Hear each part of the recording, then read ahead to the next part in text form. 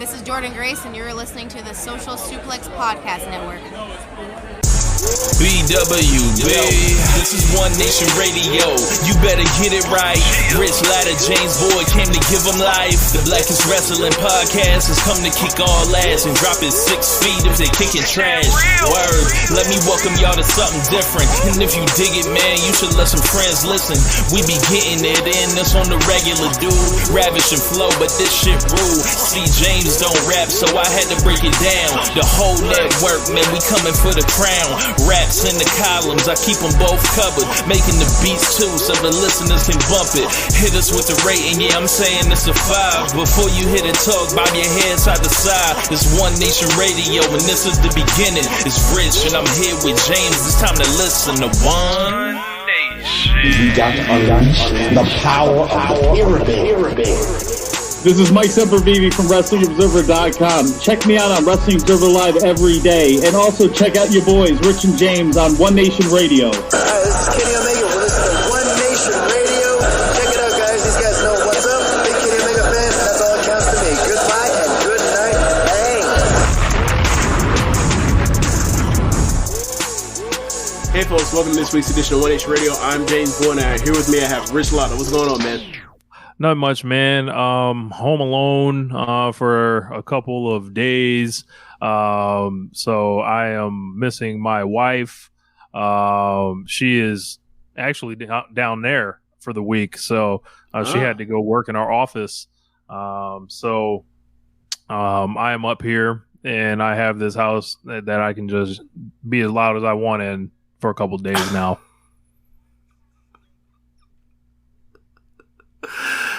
I have a bunch of different questions as far as, like, you know, cohabitation and all that kind of stuff with someone that you've lived with for a long time at this point. But as far as, like, you know, the compromises and all that kind of stuff, but I'm not going to do that because it's none of their damn business. But yeah, I'll say this. She's usually, you know, she doesn't care how loud I am normally anyway. So even now, I can just go buck wild crazy on the show right now, and it don't matter. Amazing, but yeah, I'm just chilling and working on a lot of different projects, and you know, just trying to get a bunch of stuff right. So, what's up with you, man? Not too much. Weird day today, man. Weird day today. Like you lived here my whole life, Central Florida. It's summer. You know, it's bound to rain any other time, so you know how to, you know, maneuver and navigate around doing whatever you need to do, get your life, get the fuck on with your life stuff. And, man, I botched one today. Like, I thought rain was coming 2 hours, later than it actually did. And man, it screwed up the whole back half of today, but, we still made it work. But yeah, so you say you want to start with the Juvenile NPR Tiny Desk Yes. run. So, all right, to be honest, like NPR's Tiny Desk, I've seen clips of the stuff. I think some of the stuff has been really fun. It makes me think a lot. It's not this, but it does make me think of like MTV Unplugged when I was younger. Yeah. Obviously, this isn't unplugged, but like it's kind of like a, you know. We're basically doing renditions with artists, and they're doing a deconstructed version of their classic songs, or whatever else. And you know, I've seen some really fun stuff over the time. Obviously, we had Usher do it last year, and he had memes to death with the Watch This and all that kind of stuff. And Megan Thee Stallion has a really good one too. Who does? Megan Thee Stallion. Megan Thee Stallion does, yeah. Okay. I mean, there've been a few that have caught my eye. Megan was one of them.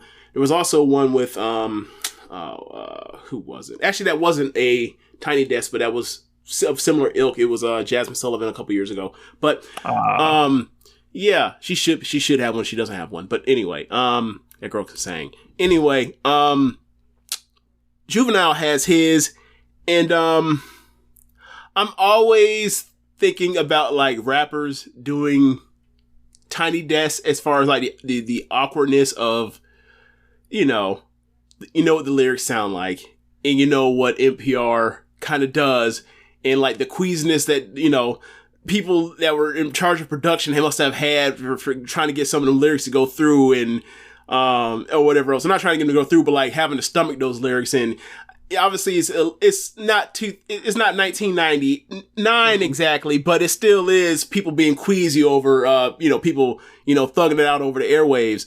We couldn't get him talking about the Oscar Mayer. Apparently not. And it was funny because you can't get the skit with Manny Fresh doing Leroy Urashima. Oh my god, that is a skit that when you think of people talk about how come there aren't any skits and interludes anymore, because they were outright offensive. That's why we can't be doing that no more. Juvenile did his, and Manny was there, and I thought it was great. And they pretty much for close to a half hour, I think it was like 26 minutes, something like that. They pretty much hit everything that I would expected them to hit. And I thought that the interplay with the band and Manny, coming in and doing his unserious verses from time to time, and also doing his DJing, definitely livened it up. And the people that were there that were listening to it, they were into the songs, and some of the cuts to some of the fans, to some of the people in the audience dancing were all time memes, where it's so random bland white guy number 5 is just there with a big NPR shirt and he's grooving it to stuff, and I'm just I don't know if he's ever heard this song before, but it looks like he's having fun, and this is great. So yeah, what were your thoughts on the Tiny Desk from Juvenile? Man, I thought it was great. I thought it was something that should be preserved. In whatever you can send this to the African American History Museum or something in Washington D.C., because it was just so cool to see all those songs. And Manny Fresh making some of that stuff on the SP 1200, some of that stuff, and other means like keyboards and all that, but. I was interested in the substitutions for what would kind of be what, and it all sounded pretty good. For a long time, more of maybe the rap that came out in the mid 2000s. I didn't like when they did live bands with that stuff, but I liked it in this, and maybe that's a function of Manny Fresh being around live instruments, and Juvenile being around live instruments their whole lives because in of New those Orleans. second line stuff. Yeah. And everything just flowed, and it was such a joyous thing to see Juvenile there. And then I was just looking, I was like, man, I feel like this guy's really underrated now at this point. Just so many dope songs. And I got in the car and I was riding around with Catherine and playing a bunch of Juvenile, and it was just yeah, he has a lot of stuff that you can play with your woman. He has a lot of stuff that's extremely well written, great choruses that are just stuff to chant along to, and it's just anthems, and it's do people realize how great this guy was? Has he ever really gotten his just due? Probably not. And thinking about Cash Money, people think of Cash Money nowadays, they're like, oh, Drake, Wayne, and Nicki Minaj. Right. I'm you got to start with Juvenile. Yeah. Especially when we're talking about putting an album together and all that.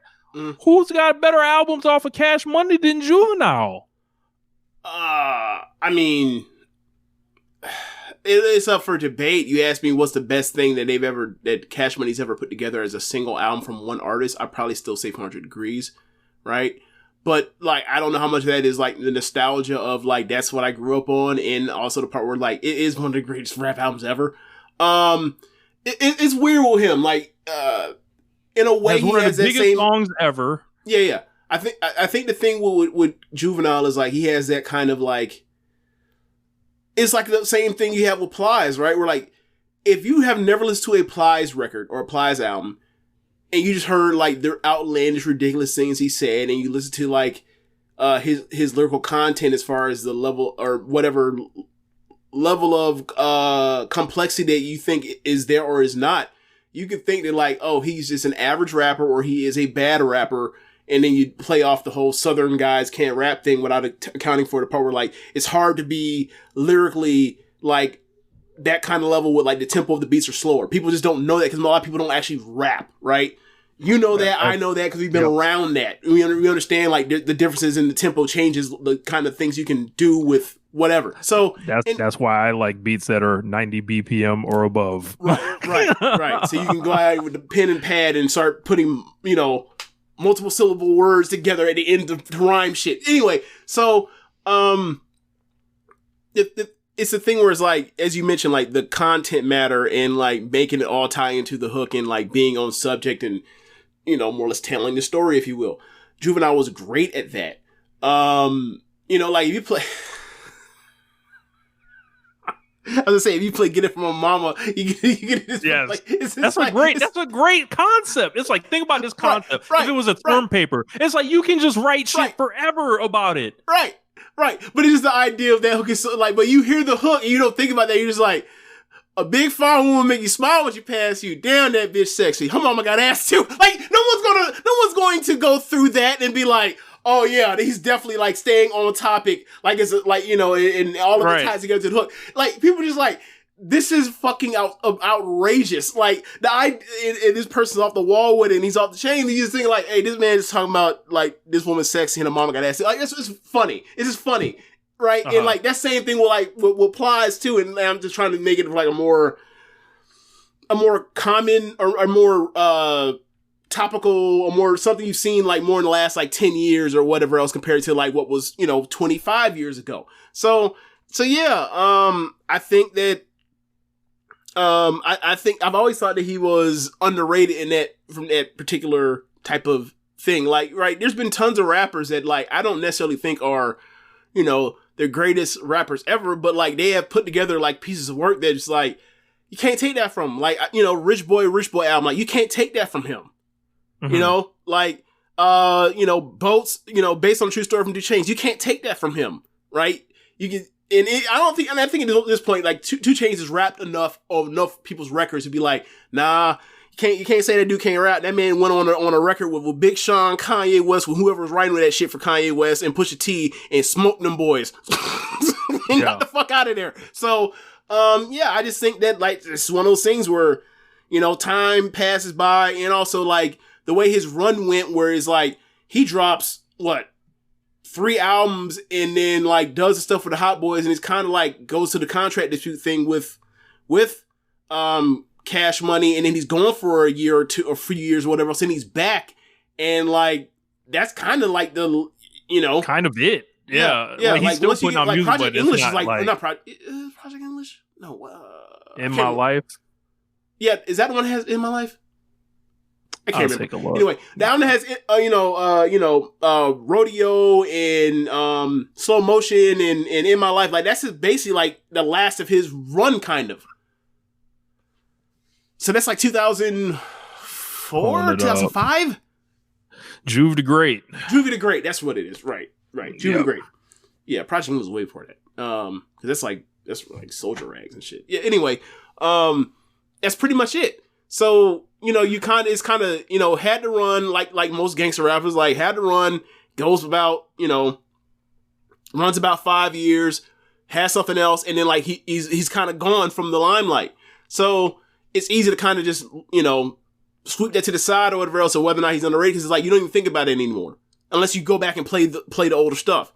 So yeah. And I would encourage people to check out like that stuff he was doing with DJ Jimmy, and then like they put a lot. I think it was like in 2000 or 1999, they like brought out like these old recordings or whatever that basically like one of those. You remember how when the game came out, like JT the Bigger Figure had like, yeah, I got this other game album that y'all never heard before, so we gonna put that out too. That's kind of what it was. But it's pretty interesting to see like the evolution of his style from like the early 90s into the late 90s when they were on top of the world and all that. And it's just like, this is a really talented dude, and I thought the performances were great, just hitting every word. I thought the use of the singers for the Rodeo song, and it was just like, just thinking about it, I was like, man, this is just such a well put together thing, like just mapping all the stuff out. Like 400 Degrees is on there. Of course, they did back that ass up twice or whatever. And it's just like, yo, this is a lot of talent that is largely underappreciated because, we talked about Manny Fresh last year on the show and then Juvenile. And it's like, I hope these guys make a killing, like in their, essentially their victory laps, around, the festival circuit and everything like that, going overseas. Like, I hope they make a killing, because rock and roll gets to have their rock guys on the stage until 70, 75 years old and all that, right? Yeah. And 50 Cent's doing his last world tour right now or whatever, right? And it's like, these guys deserve it, I think. Yeah. Yeah, absolutely. And they earned it. Like, I know the you earned it thing. It was just like, nah, man, like they were like, that shit like was like electric coming out the radio when I would hear that when I was a kid. So like seeing like, them being alive, them being black men and still being alive probably in their late 40s, early 50s, that's something good in itself, because that's not always the case. Like, DMX isn't here anymore with us. So I just want people to appreciate what this guy did, appreciate that performance, because that performance, I think, is an all-time rap thing. I think everyone should consider this as such and check it out and evaluate it for yourself. But we talk about people being on the Source Awards, Biggie's performance at the Source Awards, sitting on the throne. Like, I'll always remember the Juvenile Tiny Desk because of where it started from. It was like on Twitter, he didn't even know what Tiny Desk was. And then either it was that or it was a clever marketing scheme, whatever it was, right? He was like, yeah, do 10,000 retweets and I'll see what it does. And then he just started getting the love. People like, yo, we want to see this. We want to see this. And they put it together. And I think it was it was something that should be commended, and shout out to all the musicians that helped bring that shit to life too, because it was like, I wanted to watch it again. I think they brought out was it they bring out Trombone Shawty? Yes. Yeah. That was fun. So what did I want to say? Yeah, so when it came to the run down the list, like when he plays Set It Off, because actually like first he starts it off and he plays like in the instrument the music players, like the instrumentalists, like they're playing like a cover of the intro to 400 Degrees. And I'm like, I've never considered that like on a Tiny Desk I would ever hear the intro to 400 Degrees. Like, Manny was awesome with his intros to some of those early albums. Like, they were just like awesome. So, and they're not even just like, it's a random instrumental he's played that's in the vault or whatever else. And like, it's Birdman or Wayne or Juvenile just talking shit over it, or Manny in that particular situation actually is like doing his actual rundown from that song where he's like, ladies and gentlemen, this is, he's basically the hype man. He's basically like, we finna bring out this motherfucker Juvenile or whatever. So, then they cut to 400 Degrees. It sounds great. And then they play Set It Off, and like, I love Set It Off so much. And like with the horns, Manny's doing the live ad libs. Yes. It just, we were talking about that. Clown. We were talking about that when we talked about Manny on his when I was basically describing his like the block is hot. Where it's like, where the fuck did that come from? Apparently, that was just him sampling himself. I always thought I was like, bro, what is that? Like, did he just like sample DJ Combo straight off of like the audio from Killer Instinct? But whatever. But it was great, man. It was really fun. Yeah. But yeah, I guess it's time to move on, because I could just talk and talk about how much fun I had listening to Juvenile and Manny again. But yeah, where do you want to go from there? Let's go to Japan. All right. So we've got the G1 kicking off very shortly. I believe Keepin It Strong Style is doing the kind of extended preview with Chris Samsa on that show. Yeah. So make sure y'all check that out. I'm going to preview this stuff kind of from afar. We're going to go through the blocks. Of course, we've got those matches, and we'll tell you how it works. So, of course, the champion right now is Sonata. Person that wins the G1 will challenge him at the Dome, or whoever the IWGP champion is. I guess you mean, yeah. It's a 32 participant field this year. 4 blocks, 8 wrestlers each.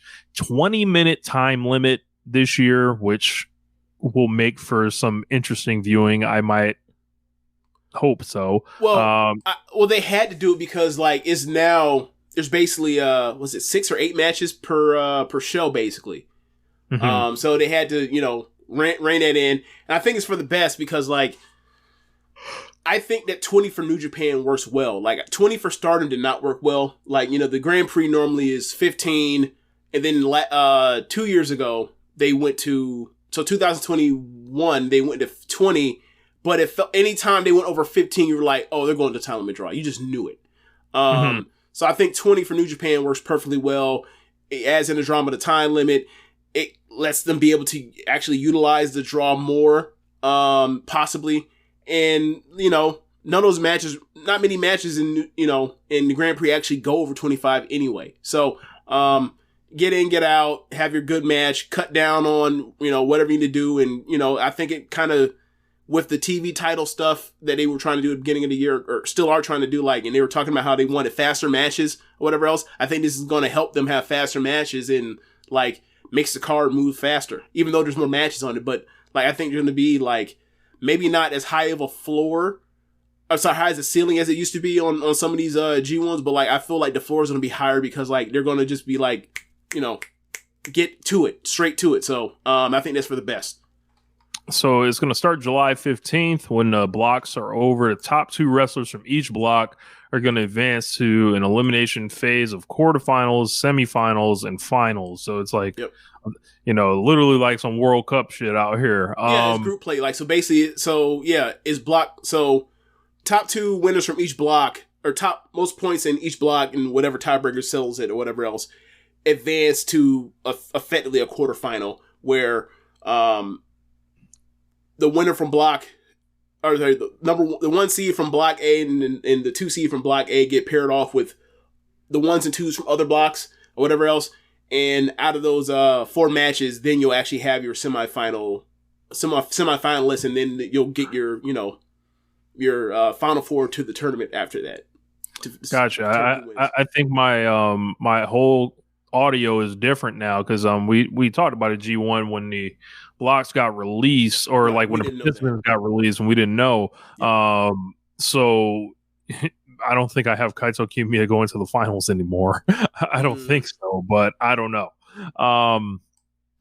So let's go to the A block. The A block is basically Sonata and the Jits. So we got IWGP champion Sonata, Chase Owens, Hikuleo, Ren Narita, Shota Umino, Yota Tsuji, Gabe Kidd, and Kaito Kiyomiya from Pro Wrestling Noah. This is going to be a bunch of young dudes scrapping, so we're going to get a look at the new hierarchy, the new 3 Musketeers. A look at where they kind of see them, right now. We're going to get to see them all against Sonata. They're looking like they're protecting a lot of the Sonata matches. Put all the young dudes in here. Also, Gabe Kidd, another kind of young guy. Kaito Kiyomiya gets in there with IWGP champion, gets a match with him. And I think my top 2 out of this block are going to be Sonata and Kaito Kiyomiya. Same. Because I just feel like they have to get to the Okada and Kiyomiya match again. That's kind of how I feel about it.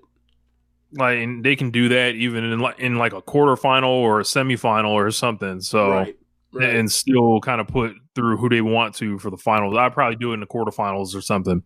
So, interested to see what Ren Narita does, because I think Shota is really good, and I think Tsuji's really got everyone's attention right now. And it's don't get left behind. Don't be out here just looking like the Shibata clone and and fuck around be a mid Carter. So yeah, I mean, because look, first night, opening night, it's Ren versus Shota, and then also because they're starting off with 3 A block matches and 3 B block matches, and also on that is that they're marqueing is Tsuji versus Kiyomiya. And, they've already done the Tsuji showing up to Noah shows and sitting in the crowd and all that kind of stuff, or sitting at ringside watching Kiyomiya. So, that's got some juice to it. So, I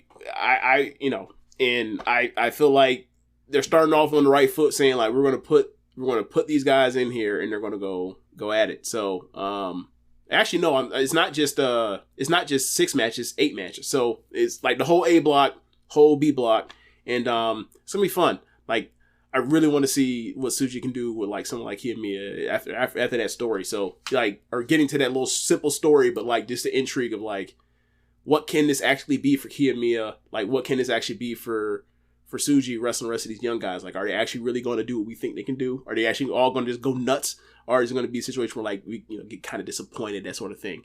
I'm interested. Like, this is going to be the litmus test. They're starting night 1. Zach says waiting for that Gato rug pull on Kaito. I mean, wouldn't that have already? When you say him getting his ass beat by Okada be the rug pull? That was pretty bad. Yeah. B block, Kazuchika Okada, Zach Porter's favorite wrestler. Yoshihashi, Taichi, Kenta, Great Khan, Will Ospreay, Tangaloa, and El Phantasmo. This feels pretty obvious. Yeah. Kazuchika Okada and Will Ospreay. Yeah. So they're gonna have a great match in the B block. Can't wait for that. Aside from that, I mean, don't you feel like this one of those matches is like, that's 20 minute. I mean, that's definitely 20 minute time limit draw. Like, that's. Yeah, I think you got to do a 20-minute draw with them. Yeah, you got to save that. You got to save that. Like, you can't you can't be having Ospreay lose to him again at this point. And it definitely just in the middle of block play is when you haven't finally beat him clean. Like, yeah, that's definitely a time limit draw, and perfectly fine. Like, just go in there, have your trying to get 5 stars in 20 minutes, get the fuck out of there. Will Ospreay and Great Khan, both in the same unit, and they'll be going at it. That might be pretty interesting. El Phantasmo and Will Ospreay usually have good matches. I remember last year they kind of had this match where it was kind of like a flash finish. So eager to see them hook it back up. Yoshihashi ain't no bitch, so he's gonna probably come, to do his thing. Him and Okada are in the same unit. I'm interested. Taichi and Ospreay, they were going at it earlier this year. I'm interested to see like the Kenta and Okada thing. Like, can we get one match out of Kenta in this block? Obviously, we'll get the Ospreay match, but like, can we get the Okada match too? Can we get something out of this dude, or is he just flat out just like, nah, man, I'm just waiting to get back to Budokan Hall on the green mat. That's all I'm waiting for. Wait till we get this Kenta Tangaloa match. That's second on the show. My God, Zach Porter, go Bill, unbelievable. This is. Say it, James. An unbelievable hater. Just an unbelievable hater. I have screen capped Zach Porter saying, "Go Bill," and I'm going to like send that to the group chat. Oh man! Actually, before I do that, got an Bill. Idea. Unbelievable. I couldn't imagine being that big of a hater about anything. I just couldn't. Like, this man just like just on the fly. I will just adjust my morals just so I can hate on Okada because I have an inferiority complex for my favorite wrestler. It's real nasty, man. It's real nasty. God, this forever now. Go Bill. Yep, it's there. Yep, save. I'm saving that one too. It's only a matter of time before he turns on him too, especially if he beats that man again in the G1. If Bill beats Naito in the G1 final, that shit going up in smoke immediately. Sick. Absolutely sick. Bill got to go send that man to be a father, Black Sabre Jr. I respect that level of hating. Jesus Christ. Real sickos in the building. I see. Yeah, I see it. As a man that may have hated a time or two in my life, Jesus. Hey, man. Have some shame, fellas. Look, at least they ain't shameless about it. At least they're not be like, well, I'm not really. No, they know exactly what the fuck they doing. They don't care. Right? Like, they're not trying to cop no pleas. They be like, I am. I am a hater. I'm okay with that. I get up in the morning, look in the mirror, I'm okay with what I see. Like, that's how they get down. Good for them. Good for them. A lot of people don't like what they see in the mirror. They okay with it. I respect it. Let the hate flow. You know. C block. David Finlay, Tomohiro Ishii, Evil, Tangaloa, Shingo Takagi, Aaron Hanare, Eddie Kingston, and Mikey Nichols. I think when Tomohiro Ishii, Kingston wrestles Shingo and Ishii, I think we're gonna be in good standing. Yep. Everywhere else, I'm nervous. As far as I trust Finlay. I personally trust Finlay, but obviously, this Bullet Clubbery kind of stuff. But still, I still trust him. As for me, obviously, I feel like Shingo's a lot to get through this block. But I think the real question is like, all right, who goes through? Does Tama go through, or does Finlay go through? Because I don't think Evil's going through. I'm gonna go David Finlay. I think they need to go with Finlay. I'm tempted to go Eddie Kingston because he has a strong title now, but I think he may be in here to facilitate like somebody being a challenger that beats him as well. I just don't know who it is. Mm-hmm. Could be Ishii, could be Tamatonga. Now, correct me if I'm wrong. Wasn't Lawler the strong champion this time last year during the Grand Prix G1? I do not remember. Okay. Well, I don't think anybody that was a strong person except for like Bronson Reed really did all that well in the in the G1 this last year. So I don't know if they actually care about that belt like that. That's kind of where I'm at. Obviously, he's going to have some protection because he's an AEW guy more than a regular strong person would. Fred Rosser was a strong champ. Okay, so he wasn't even brought over. Never mind. Gotcha. Never mind. Yeah, they changed that belt later then. Okay, so yeah, I wouldn't be surprised if Kingston, made it, but like I feel like Shingo's a lock, and then from there they'll figure it out. But if it were me, Kingston's not gonna be around that long. You can come up with something to get him out of there, and I will go with Finlay. But if it's a situation where like he has to make it through the block play. Or they wouldn't have got him, then fine, put him through. And look, you ain't gonna have me say I don't want any more Eddie Kingston matches. Just come back, just come through, have the matches I want him to have to be great, and then like get back in time for AEW. That's really my concern is. I think Shingo and Finlay are moving on, but I also will take Eddie Kingston. So yeah, D block, no Jada Kiss, no Sheik, no Styles, no Jay Hood. Hiroshi Tanahashi, Tetsuya Naito, Hiroki Goto, Zack Sabre Jr., Toru Yano, Jeff Cobb, Shane Haste, and Alex Coughlin. And I don't know if this is a hot take or anything, but Hiroshi Tanahashi is not making it out of group play. Yeah. I mean, he hasn't made it out of group play since like 2019. Yeah. I think I've got Naito and Sabre moving through this. I feel like those are the two locks. I feel like those are locks just as much as like Okada and Ospreay are. Especially given, last year when they were all in the same block and it went down to the final night and Naito got Sabre and all that kind of stuff and Sabre blew the lead. That's gonna come into play as well as far as their interactions. So I feel like those are the two guys to win that block. Unless the game has finally come to him. Unless it is Hiroki Goto's time. Go ahead, Rich. The G in G1 stands for Goto.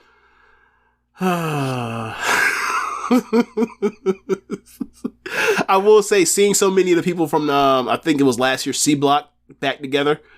I'm glad that like that core is kind of back because I enjoyed like a lot of the Tanahashi, Sabre, Naito, and Goto stuff. So yeah, like just if they could give me back what they gave me last year again, because there's ain't no guarantee given where we are with Tanahashi, I'll be more than happy because I was super happy last year.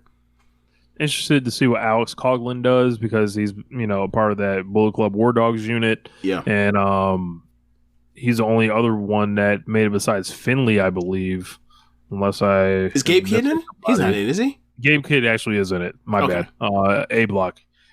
He is. But yeah, I'm pretty interested in all the younger guys that are getting in here for the first time. Yeah. That are gonna try to prove something. So this should be pretty good. So I think we're looking at Naito, Sabre in that D block, Shingo and Finley, Okada, Will Ospreay, Sonata, and Kiyomiya for me. But and I don't know, what will be matched up where from there. So I mean, from there, I guess you kind of pick winners. I think for me, it's still Naito. Like, I don't think they're taking the belt off of Sonata in the back half of the year at a place where they could do it. So I think he's taken all the way to the Dome, and I think he was going to take it to the Dome. The only person that it would make sense for him to be at the top of the card within Tokyo Dome is Tetsuya Naito. And, Naito gets his chance with that belt. So... and he can finally do his roll call. Good God. I didn't think about that. Look, we just have Kenta come back out and fuck that up too. Dude, no, because then we'll have to hear it again. We'll have to, like 2 years from now, people will bring this up. Like, he's got to do that golden roll call with all the LIJ. Bro, I don't even want to hear that. I don't give a fuck. Rich, I don't even want to hear that no more. Evil is no longer in LIJ. Neither is Sonata. That shit done with. It's over. Who is he doing it for? He doing it for Hiromu and Bushi? I care less about that than I care about mid-2000s Ring of Honor. What a transition. I guess that's how we transition. Yeah. So you want to go straight into Collision or what? Jesus. No? Okay, never mind. So, yeah, about that. I mean, but there was Dynamite before that. So, okay. I mean, I'm going wherever you're going with the jokes. That's all. Yeah. I saw a news story about Tony Khan begging Chris Hero to wrestle and chipping away and working on it. I'm like, I gotta keep it a stack, man.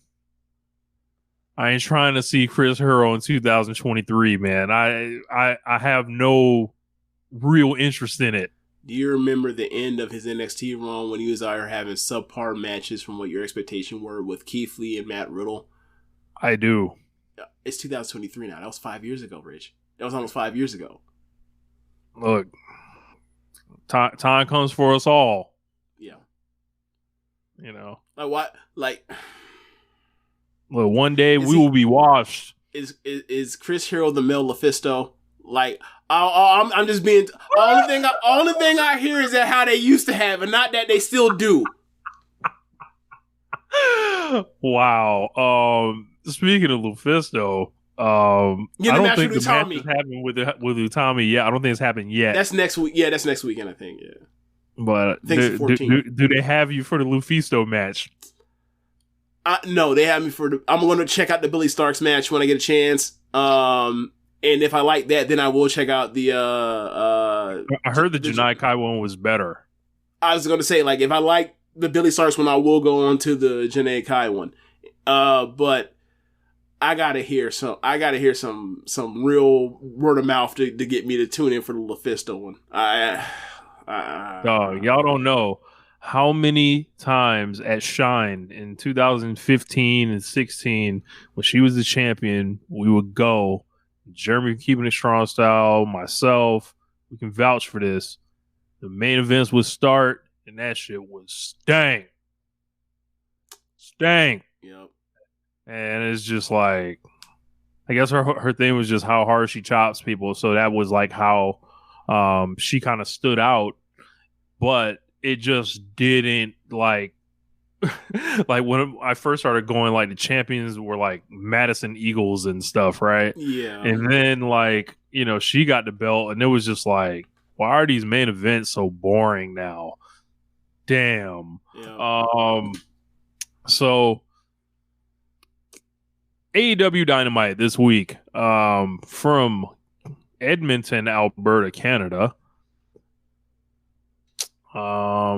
This was all right. I thought it was a decent show. I didn't think it was great or anything, but they had a couple of strong matches to begin and close the show.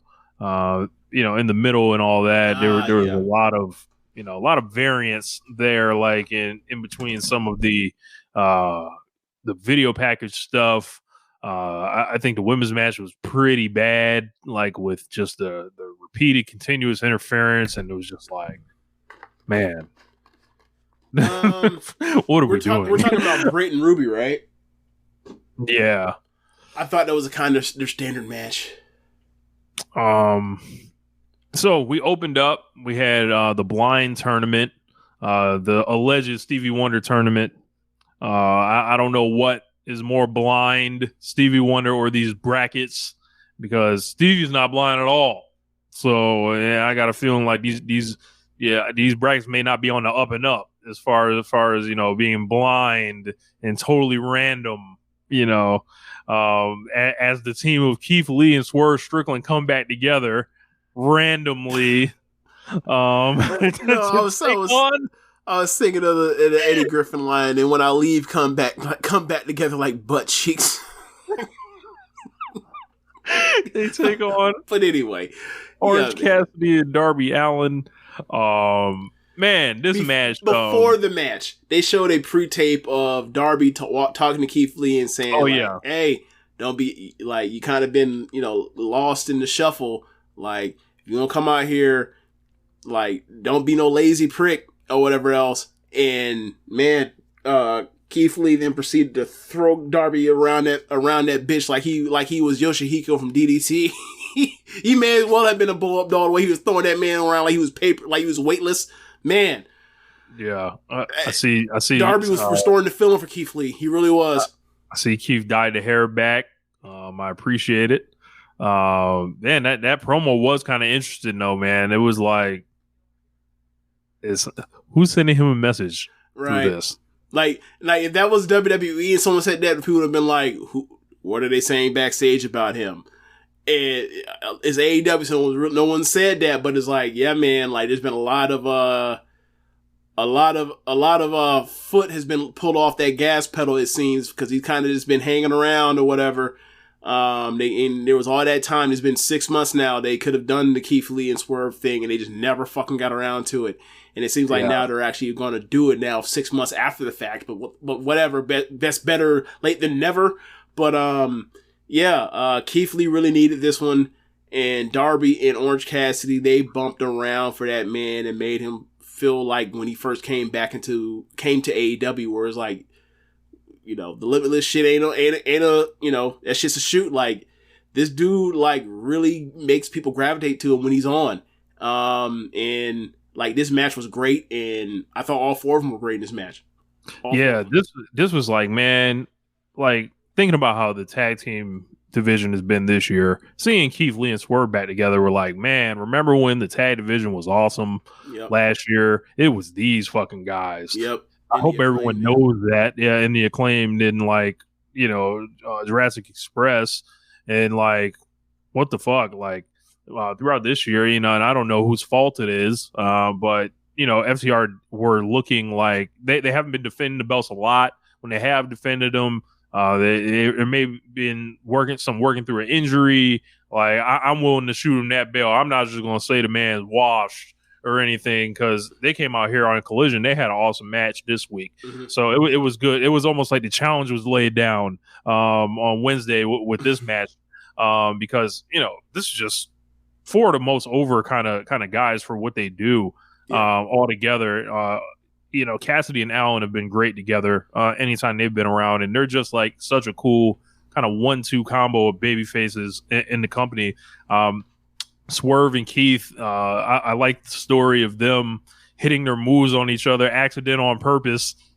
Was pretty creative, and I just thought it was a heater of an opener. Yeah, same here. Great match, and like I felt like it,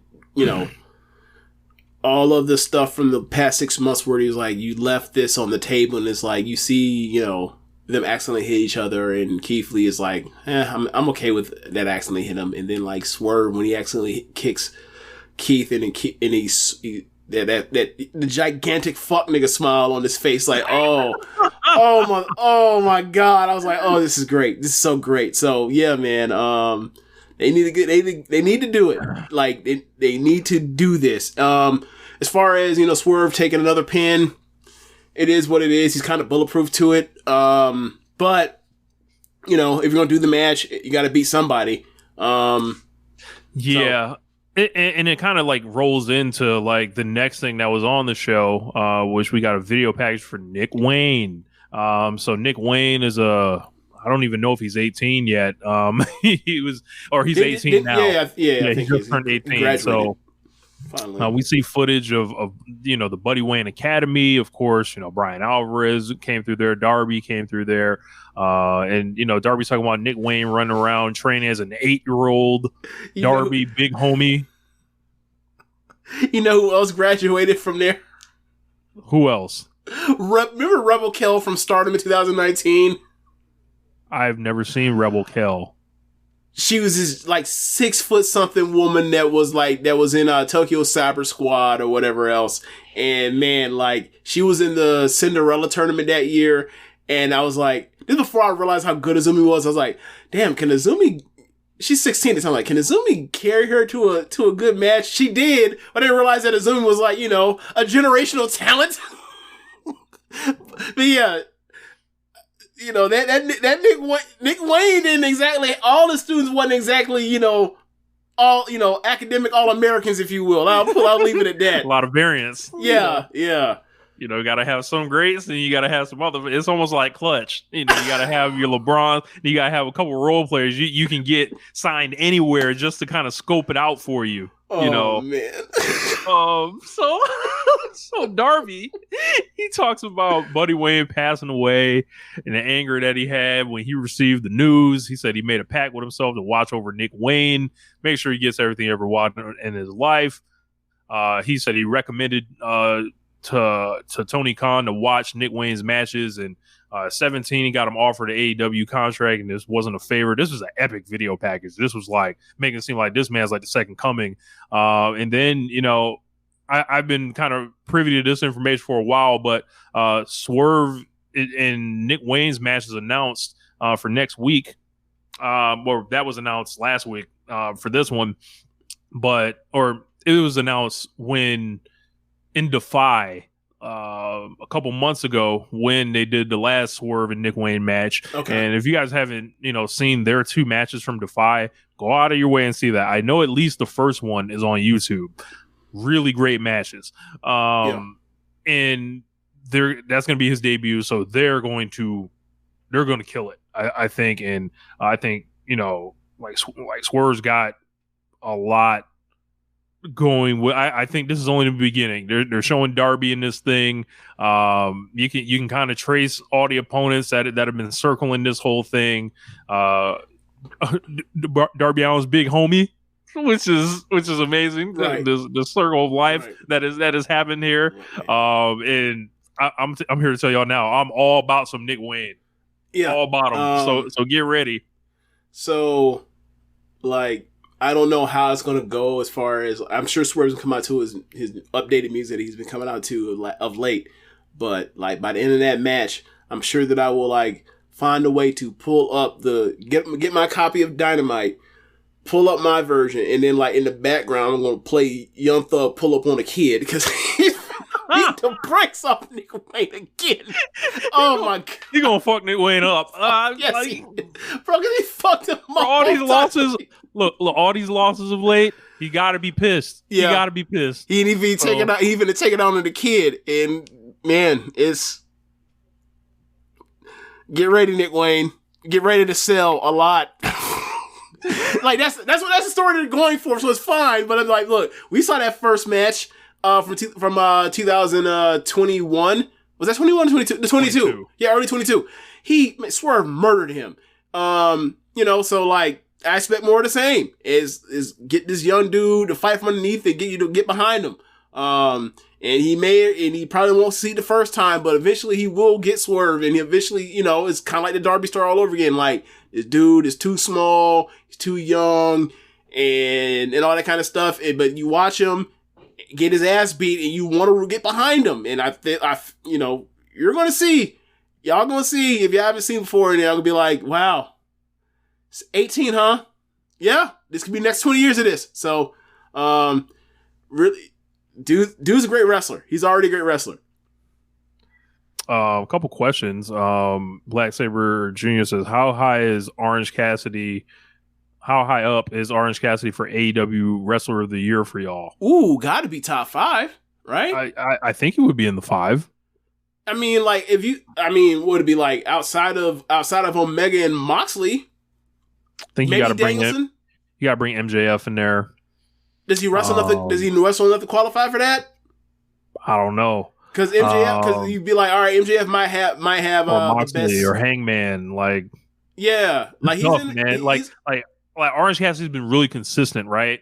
But I don't think he doesn't have your A+ matches. He doesn't have any 4.5s. He doesn't have many 4.5s. But he's got tons of like fours and like stuff like that. So like it's like it's a staggering like amount. So like is he going to compile?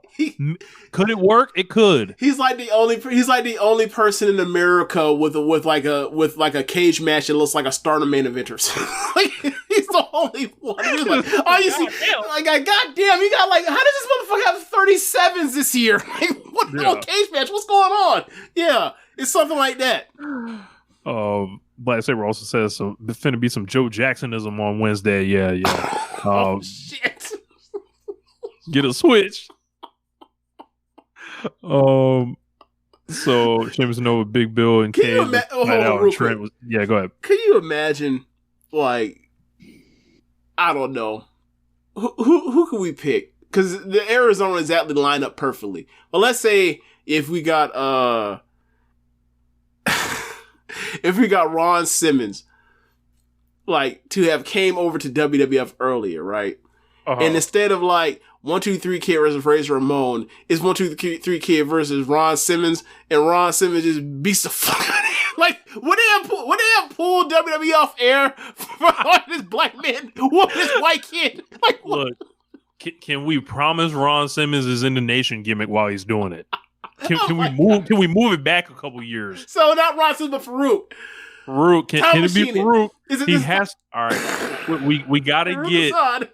He has to wear the kufi. He's got to be wearing, all that. He's got to have. It has to be the Black Nation too. It can't be the Mixed Nation. It can't be. It has to be the second iteration of the Nation. Okay, correct. It has to be them. We have to move them back a couple years. Quick question. Are we sure? If I go back through the first iteration of Nation Domination, am I sure that I will not see Road Dogg in there?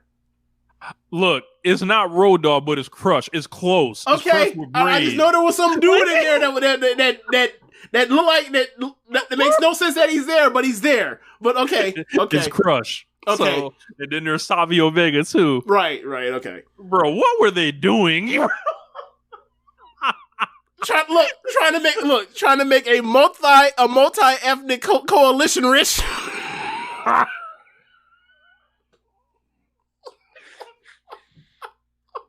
Sick. That is not nation domination. That is what they think the Democratic National Party looks like. Like, get the fuck out of here. Of course, that's why that was scary to Vince.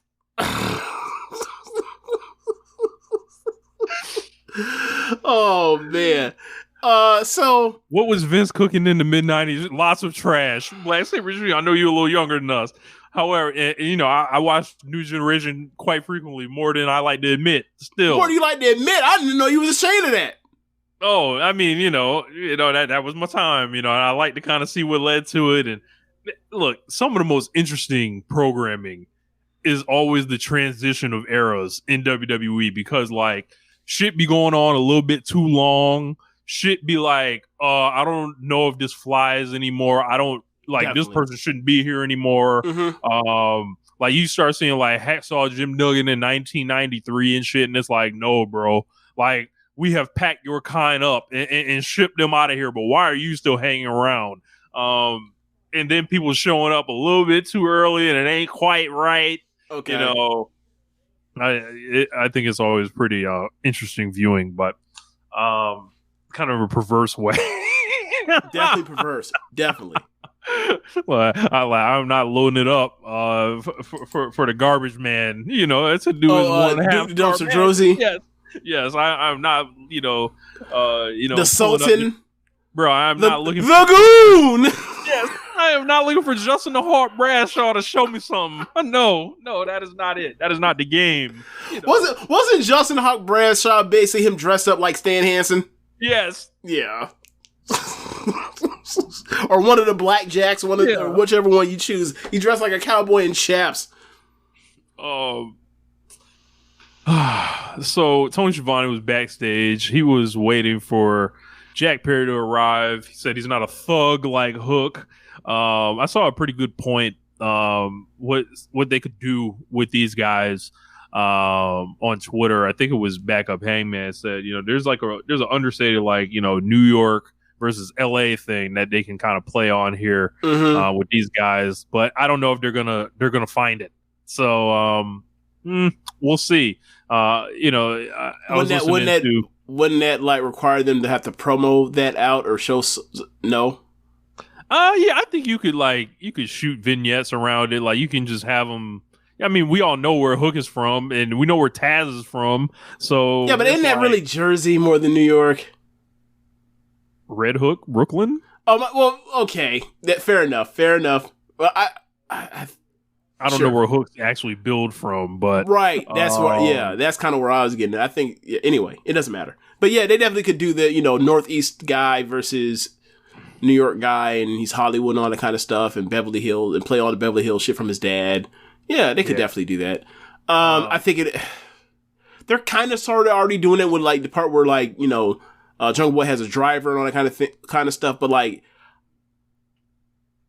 going further into it, I don't know if they have enough ideas to do that yet. I mean, but it definitely is there. I don't think they're going to get the focus, and just one can look at how they set this thing up. They've ran through this like pretty fast. Yeah. When they I don't know tag 3 times together. Yeah, I know they tagged they were teaming up last year. The end of last year, a little bit earlier. They broke up quick too. One other time, and it was just like, all right, we know they've been affiliated with each other for lengthwise a long time, but like they haven't really built that connection. They had that awesome tornado tag match. They were both bleeding in it and all that, and that was awesome. But it was like, bro, we needed a couple more of those, I think. And I think we needed more of an establishment of these guys actually meaning something to each other. Yep. Right? And I don't think they got that. So it makes me skeptical for the rest of the feud to where, like, is there going to be the time dedicated? Are they going to... Because I think this kind of feud is very important, especially, like, 2 young guys, right? This is almost like, the 3 Musketeers and the G1. It's like you're matching these young guys up, right? And it's like you're trying to get somebody to break out. Somebody's got to lose. And then... it's like, all right, how do you see these people and where does it lead to them? I just feel like they've gone a little too fast with this. Yeah, I don't disagree with that. And I definitely agree with your point about them. Like, they were around each other, and their time around each other seems to be more of the guiding factor in their actual relationship and what like, that they feel for each other as far as the things they went through. Because they didn't really go through much together. Right. Yeah. Then we got the bonding time between MJF and Adam Cole. I don't know, man. I mixed feelings on this. I laughed at some of the stuff, but then I was like, this is taking a while. This is the WWF, brother. Yeah, it's 2 WWF guys. Like it's no different than the stuff you saw with MJF and Jericho, and some of that stuff was great. Some of that stuff was you can take it or leave. I thought that they're telling a convincing story that like it is believable. It won't make Adam Cole like the biggest dumbass in the world to fall for MJF when MJF eventually screws him over, because it's like he's actually seems to be genuine on actually trying to bond with this dude or whatever. Even though he's being a slime bag, he's actually like trying to find common ground with Cole, because Cole is also a slime bag. It's just he got hurt and he never actually turned babyface. He just showed back up after being hurt for a long time. So like they're bonding over their hatred for Shivani is like, yeah, that's definitely believable. So yeah, like, at a certain point, and I don't know or whatever else, but like there's also something at play with, it feels like with Roger Strong with this as well. So Yeah, I'm interested to see where this goes, and they still got plenty of time. So, they tease that that MJF really wants to do a double clothesline spot. I forgot who it was, but people are gonna pop for it. Yeah, because they built it up now over 2 weeks, and like I forgot who it was on Twitter. It was like they're gonna hit the double suplex or double clothesline like Hameka and Mike, and I was like, man, fuck y'all, like shit. Y'all, yeah, the wounds are still fresh, man. Damn, can I just? It was Black Sabre Jr. Yeah, terrible, man, terrible, man. Nah, but yeah, they'll do it or whatever else. He'll get a pop or whatever else, and then they'll probably in the finals, so MJ will probably screw him then or whatever else. And that's perfectly fine, And so now you can say, instead of just guy is, the next guy is actually like, oh, well, they actually kind of bonded and like he got suckered in, and it was actually like he wasn't just a dumbass babyface. It's actually like kind of believable, like that MJF showed emotion because he's a great manipulator. So it's more of MJF a great manipulator than dumb babyface this time, it feels. So I'm actually into this, and like MJF's super hamming it up, and like I kind of like MJF when he does the sports entertainer singer stuff or whatever else. I like when when the Pillars interrupted him in his hometown, he celebrated. I was like, they're assholes. This man won fair and square. He beat Bryan Danielson in going overtime over an hour, and then these assholes came out here and ruined the devil going out there and showing his gifts. It's kind of like what's happening here, where he's being such a ham and singing happy birthday for the dude. Like I'm actually enjoying this. I feel like it's a lot better than having to sit here, have to hear him talk about how he once crashed a car and then put a woman in his place to take the rap. Like that's not believable. That's bullshit. This is fun. I enjoy this. We had the Acclaimed and Daddy Ass beating the Blade and the Bollywood Boys. Of course, they're in Canada, so as many Canadians as you can find are getting booked. Not really much here about this match, but like I'll say, anytime I see the Bollywood Boys, it brings a smile to my face. Like they'll come out here and take some bumps for you to this day. Definitely will. But yeah, it was a real short match. More Harley Cameron stuff. Yelling at the Acclaimed. She's gonna have a video for him next week. They told her to suck it, bro. How much longer is the QTV stuff gonna go? Well, if you watched Collision this week, there was some tension with Powerhouse Hobbs and QT. I believe he shoved him down. Aaron Solo got involved, was promptly discarded. QTV looks not long for the world at this rate as it's currently constructed. That's probably for the best, because it's not good. It never was. So after that, we've got highlights of Eddie Kingston winning the New Japan Strong Openweight title against Kenta. So, here we go. You already know. So like I was like, wow, they're allowed to show New Japan Pro Wrestling footage on Dynamite? Wow. I didn't know we could do such things. After the match of the year happens, we couldn't get anything. Any type of reference except a small under the breath mention by Excalibur during an entrance. By the way, you see that red thing on Kenny Omega's. We couldn't get no video in January, James? I don't know what the TV rights are for like TV Aside or whatever else, and like what the difference is with Strong, because obviously like that footage is like just on the New Japan World. I don't know what that is. I don't know. Can't speak to it. Don't know the rights. But you do raise great points about like they pick and choose when they want to actually tell you what's been happening with New Japan. What that is actually in conjunction. This supposed to be synergistic with what they're doing on their TV show.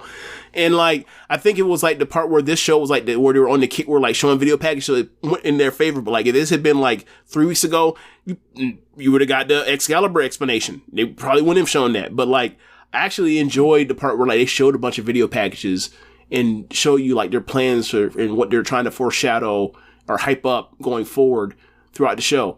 To be honest with you, And also I thought it was hilarious because like they did so many of them. And I was like, oh, this is the video package episode. I thought it was funny, but yeah, I did enjoy the video package. They were well done. So Moxley basically says, he basically gets on the video, says, good times and bad, we both made it out, but you wonder why Eddie Kingston is still so angry.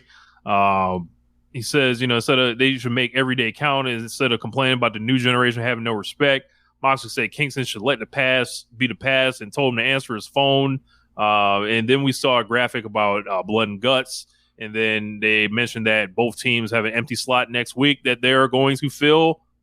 Coming tomorrow, Tony Khan announced, or coming Wednesday, they're going to announce it. I think everyone's pretty much predicting the Elite to bring in Kota Ibushi, which would be awesome. And BCC is a little less predictable. Are they going to go the Homicide route? Are they going to go Jun Kasai as an off the board pick? Because he's just Russell Moxley. Desperado. Well, wait, he tagged with Desperado against Jun Kasai, right? Yeah, they was bleeding. Right, because Moxley and Desperado had that match last year where they were doing ridiculous shit. So like, Desperado ain't really doing shit except for Road 2 tags during the G1. So it's like, he could get out. He could get over here. Yeah, I'm total mystery on this thing. Yeah. So like, the craziest thing I've heard, people were floating like, well, I looked it up because once I suggested, I was like, nah, that can't happen. It was like, all right, well, Ospreay wrestles this week in the G1. Then he wrestles, I think it's Yoshihashi. He wrestles somebody on Tuesday. But it's Tuesday with the time difference of 13 hours of them being ahead by 13 hours. He could realistically, if it was an emergency, like he could wrestle a match, get on a plane, come to America, wrestle Blood and Guts, and then be back in time for his match on Friday, his next G1 match on Friday. I don't suggest he do it. That would be the most miserable. Bro, he would be fucking miserable doing that. Bro, can you imagine? I think I'm saying which way would the plane fly? Because you're going into Boston.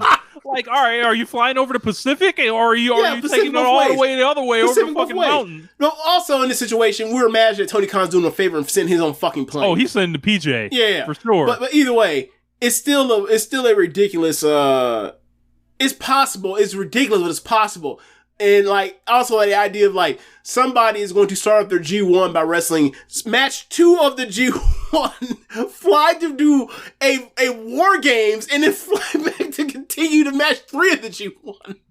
Like that would be absurd. It's possible, but it's like if he does this, like he immediately like he comes into the GOAT discussion for me because it's like I ain't never really thought nobody would be crazy to do no shit like this, but he does crazy shit like this with his ridiculous schedule. But I'm just saying he has it's possible. I don't think he's actually a person that's actually should be considered. I'm just saying it's possible. I'm not gonna be shocked if he does it. I'm just thinking it's fucking wild that New Japan will let him do this.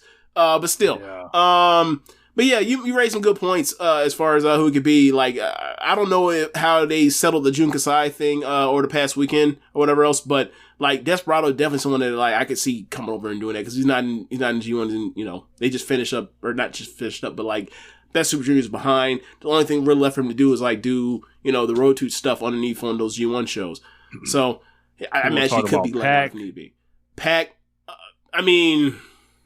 he had some heavy smoke with Moxley at the beginning of AEW. He really did. I don't know how they squashed that exactly. Obviously, he hates the Elite. Those are evil. What? Look, to be fair, look, we were WWE NXT guys, so yeah, we're real. They're fighting blow-up dolls over there. So it's easy story to tell, but they would have to tell it nonetheless to make it. They have to give an explanation. Be like, wait, he hates everybody because he's the bastard, right? He woke up pissed off. Yeah.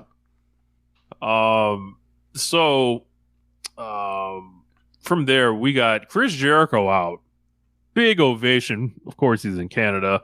I thought this was immediately. He starts doing a babyface promo, and I'm like, oh, I was like, so Jericho wanted to show he could get cheered in his home area too, huh? So he said things, haven't gone the way that he wanted over the past couple months with the amount of losses that he's suffering. I was like, counting them, I was like, yeah, lots of them. Will Jericho get any credit for this? No. Then he talked about, traveling, and Alberta has invigorated him, and he's potentially going to be the best Chris Jericho ever.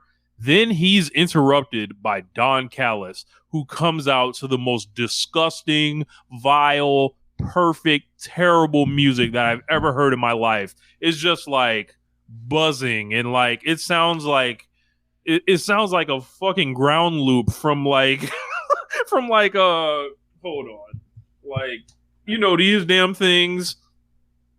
Yeah. Yeah, sounds like audio feedback. It just sounds like audio feedback. Like, and I'm holding up the 1/8 inch adapter for your headphones and shit. It was like, it was horrible. Like, it was like, yes, this is an evil motherfucker that has no, like, he couldn't even find musicians or whatever. Like, how we talk about the evil gear maker. Like, he couldn't even find the evil. He's so bad. The evil music makers refused to service Don Callis. His money was no good there. So he had to settle for that. Sounded like a nigga recorded the back of a jet, having mechanical issues and shit.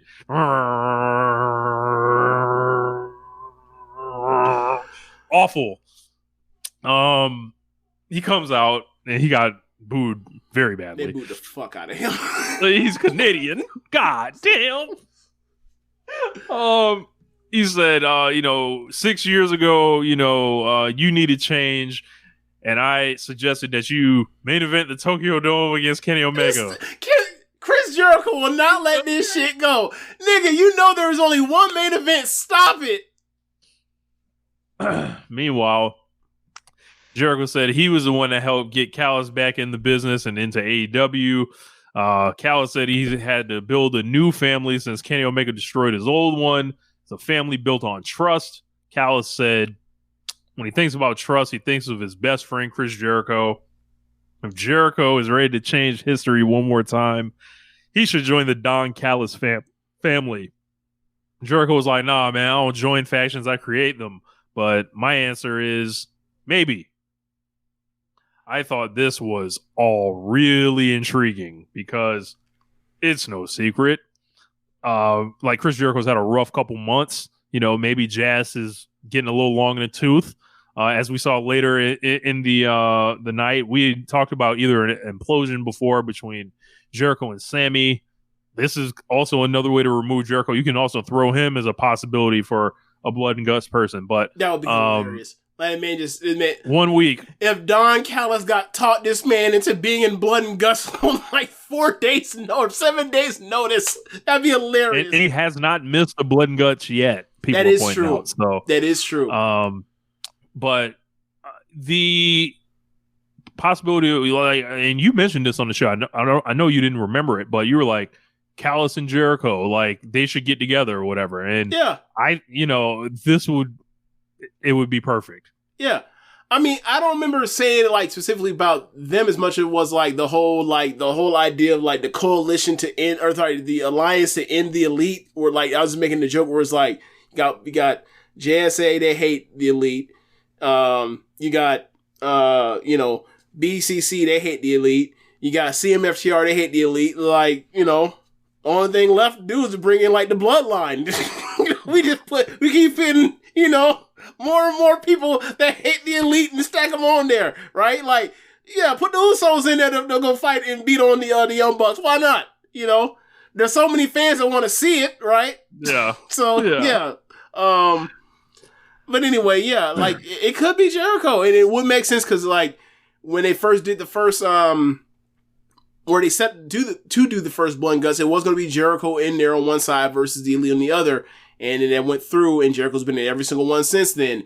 And, he kind of treated like like Triple H or whatever. It was like, this is my thing or whatever else. I'm in every single one of these. You cannot get, especially, I know you guys definitely was pissed where it's like, this year they did an Anarchy in the Arena / you know, I wasn't in it. Stampede and I wasn't in it. Nah, man, these are my fucking matches. Like, you will not go a year without me being in at least one of these things. So yeah, it could be him. It could definitely be him. And look, after some of the talk about like the CM Punk tried to pitch to be the fifth person, and that didn't go over too well, and people were saying like it could be Chris Hero.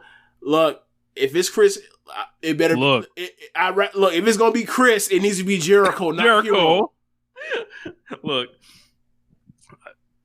come out here, Chris Hero, if you want. It's gonna be a dark day. People gonna be like, people like, really? Y'all putting him in? Y'all bringing him and Claudio back together? Who cares? Not I. Right, Jericho. Oh, he's always hated Kenny Omega. Run it in Callis. Yeah, definitely. Yeah. Of course, he squashed the beef with Omasi. They're trying to blind each other. Yeah, I love wrestling. It's so stupid. It's so stupid. Just squash it. Yeah. You know. Him and Danielson, you gonna fill in for Brian Danielson. Yeah. Y'all niggas went to war last. Look, BCC, JS. All last year. They were literally against each other last year. That was Blood Dust last year. Together. Why? Because we're both evil now and fuck that side. Wrestling is so stupid and great. Love it. And then you try to blind him 3 years ago. Never mind that. We're past that now. We're talking about this jump. We're not here to talk about the past. Rafael Palmero. Mark McGuire. Oh, man. But trying to think.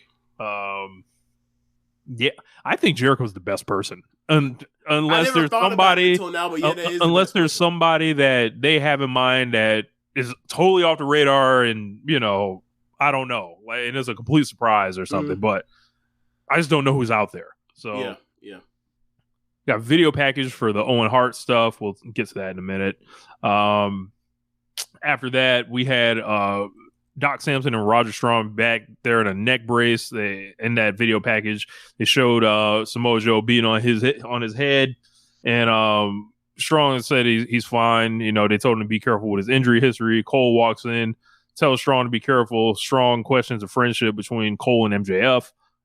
Then Cole got a text from MJF, said he's got to go, but he's going to check in with Strong later. Then we got MJF and Adam Cole against Magic Meat of Daddy Magic and the Butcher in a blind eliminator tournament quarterfinal.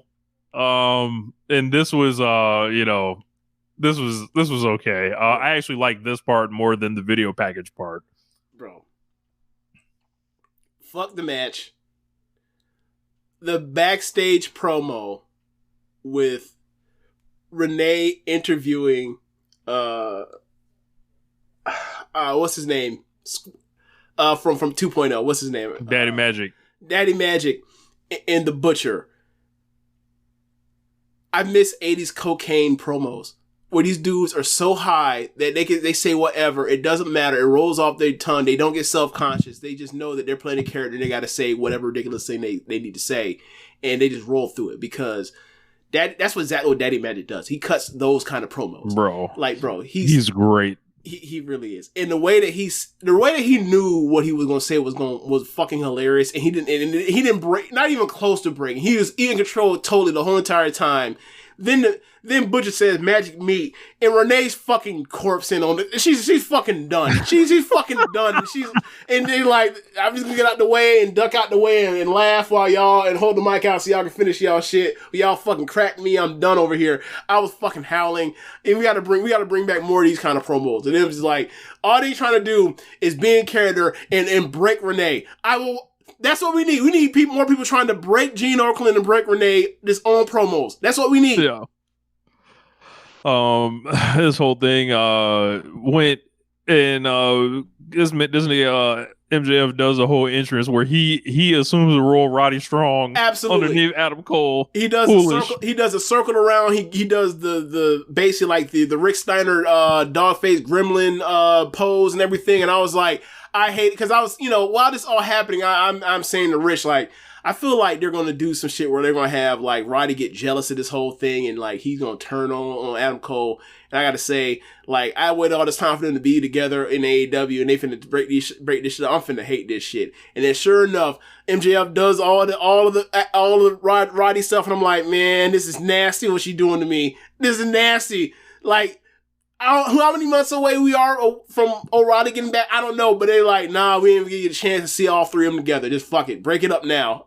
Nasty work. Real nasty. I see what's happening. And I don't like it. Disapprove. World champion being little bro. Yeah. But after the match, Cole, as James mentioned, was singing happy birthday. I got a kind of a chuckle out of this. The party hats and the cake. Yeah. And then Cole was, and they had a whole hijinks with the cake and all that, where he was going to shove Cole's face, but Cole turned around and MJF went into the cake. Right. So, and the main thing is like Cole is thinking like MJF is trying to cause him harm as opposed to embarrass him like a friend in good nature. So then MJF gets caked in the face and he's laughing because like, oh, this is just a good nature, we're friends thing. And like Adam Cole doesn't know how to, his guard's still up because MJF's a scumbag, but he's going to get him. Whether it's this week or next week or whatever, he's going to get him. And once he gets him, MJF finna turn on him immediately because MJF's a master manipulator. And this is good. I'm enjoying this. So Renee was backstage with Britt Baker. They were talking about Ruby's comments on her last week. Britt says she doesn't care what people think about her. Ruby lied when she says she's taking everything that Britt has cared about. She says she's always going to have her pride, something that Soho can't say she has. And then she's like, I also got this. And she pulled out the belt that she won last year for the Owen Hart Foundation thing against Ruby in the finals. From there, Renee was backstage with Chris Hero, Daniel Garcia, and Chris Jericho, Daniel Garcia, and Sammy Guevara. Renee asked about Don's whole thing, and then Garcia's like, "What the fuck?" Actually, before we continue, James, I think when we talk about Daniel Garcia, we need to hit the dance.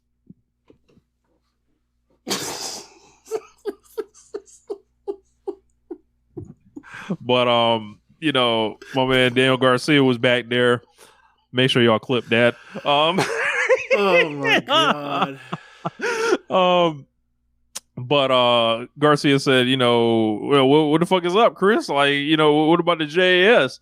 And Jericho was like, what y'all thought y'all was gonna be with me forever? Eventually, y'all gotta stand on your own. Hilarious. Jericho said, maybe it's time for you guys to grow up. Sammy's not saying a word, by the way. He's just kind of glaring or whatever. And Renee let them know that Sammy Guevara and Daniel Garcia have been selected as partners in the Blind Eliminator Tournament. And James, I'm here to say right now, Sammy Guevara and Daniel Garcia are winning this tournament. I mean, I've been, for months I've been wanting to be a tag team. Hold on real quick. Dr. Lariat, he said, my God, no rhythm. There's no fucking music and we're on an audio and we're on an AV delay between each other. The fuck? We're supposed to be in unison? What the fuck are you talking about, man? How about this? Run your damn show with another person and see if you can dance on beat at the same time, asshole. Anyway, no music playing? Yeah. Try to rank. Anyway. Acapella dancing, Yeah. Anyway, back to lecture at hand. Look, the beat is in my heart, Shit. Trying to size me? Anyway, back to lecture at hand. Yeah, man, I've been wanting them to be tag team for a long time because I've been like, hey, man, this division like it's taking form again, and I would like to see them two young guys who right now as singles guys, it's not probably the best for them to be out there because they got to lose a lot of matches. Their tag team, they can be featured right now.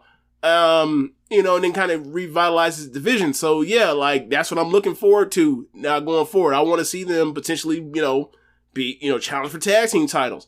Wrestle the Acclaim, wrestle FTR, whoever else, like get into it. Wrestle Lucha Bros whenever they're allowed back on the AEW television. Jesus. Well, they won't be on.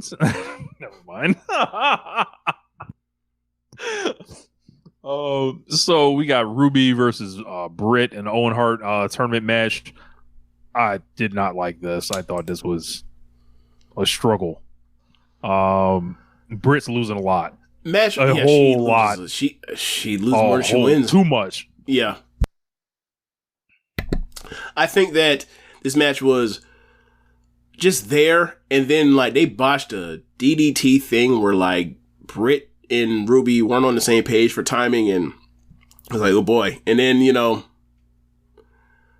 out comes the Outcasts, or they were thinking right there, making plays for her outside and cheated and went, and Ruby won, and this is a rematch for the final from last year in round 1, similar to WrestleMania 4 and WrestleMania 3 and 4. You tell me which matches were better. Man, that's a struggle. Boy.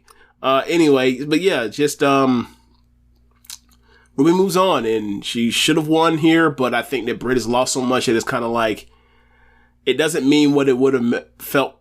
It doesn't mean what it would have been like, 3 months ago, early beginning of this year, where it's like Britt does jobs, but she doesn't lose all the time, and it feels like she is, in a cycle like Jericho was at certain points this year. We're like, oh, you're just losing and losing and losing and losing, like to the point where like you putting somebody over while you may have good intention with it. Like you're at that cycle where like you lost so much where like you can't get anybody over because they lost so damn much.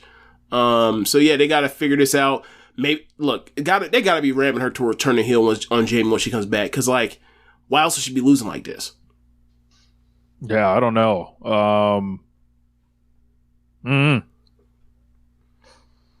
Then we got the main event.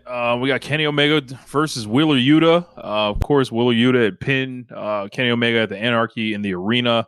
And this thing was kind of the revenge of Kenny in this match. I thought it was a really, really good match, main event match here. And there was just like a lot of cool stuff of like selling the injuries.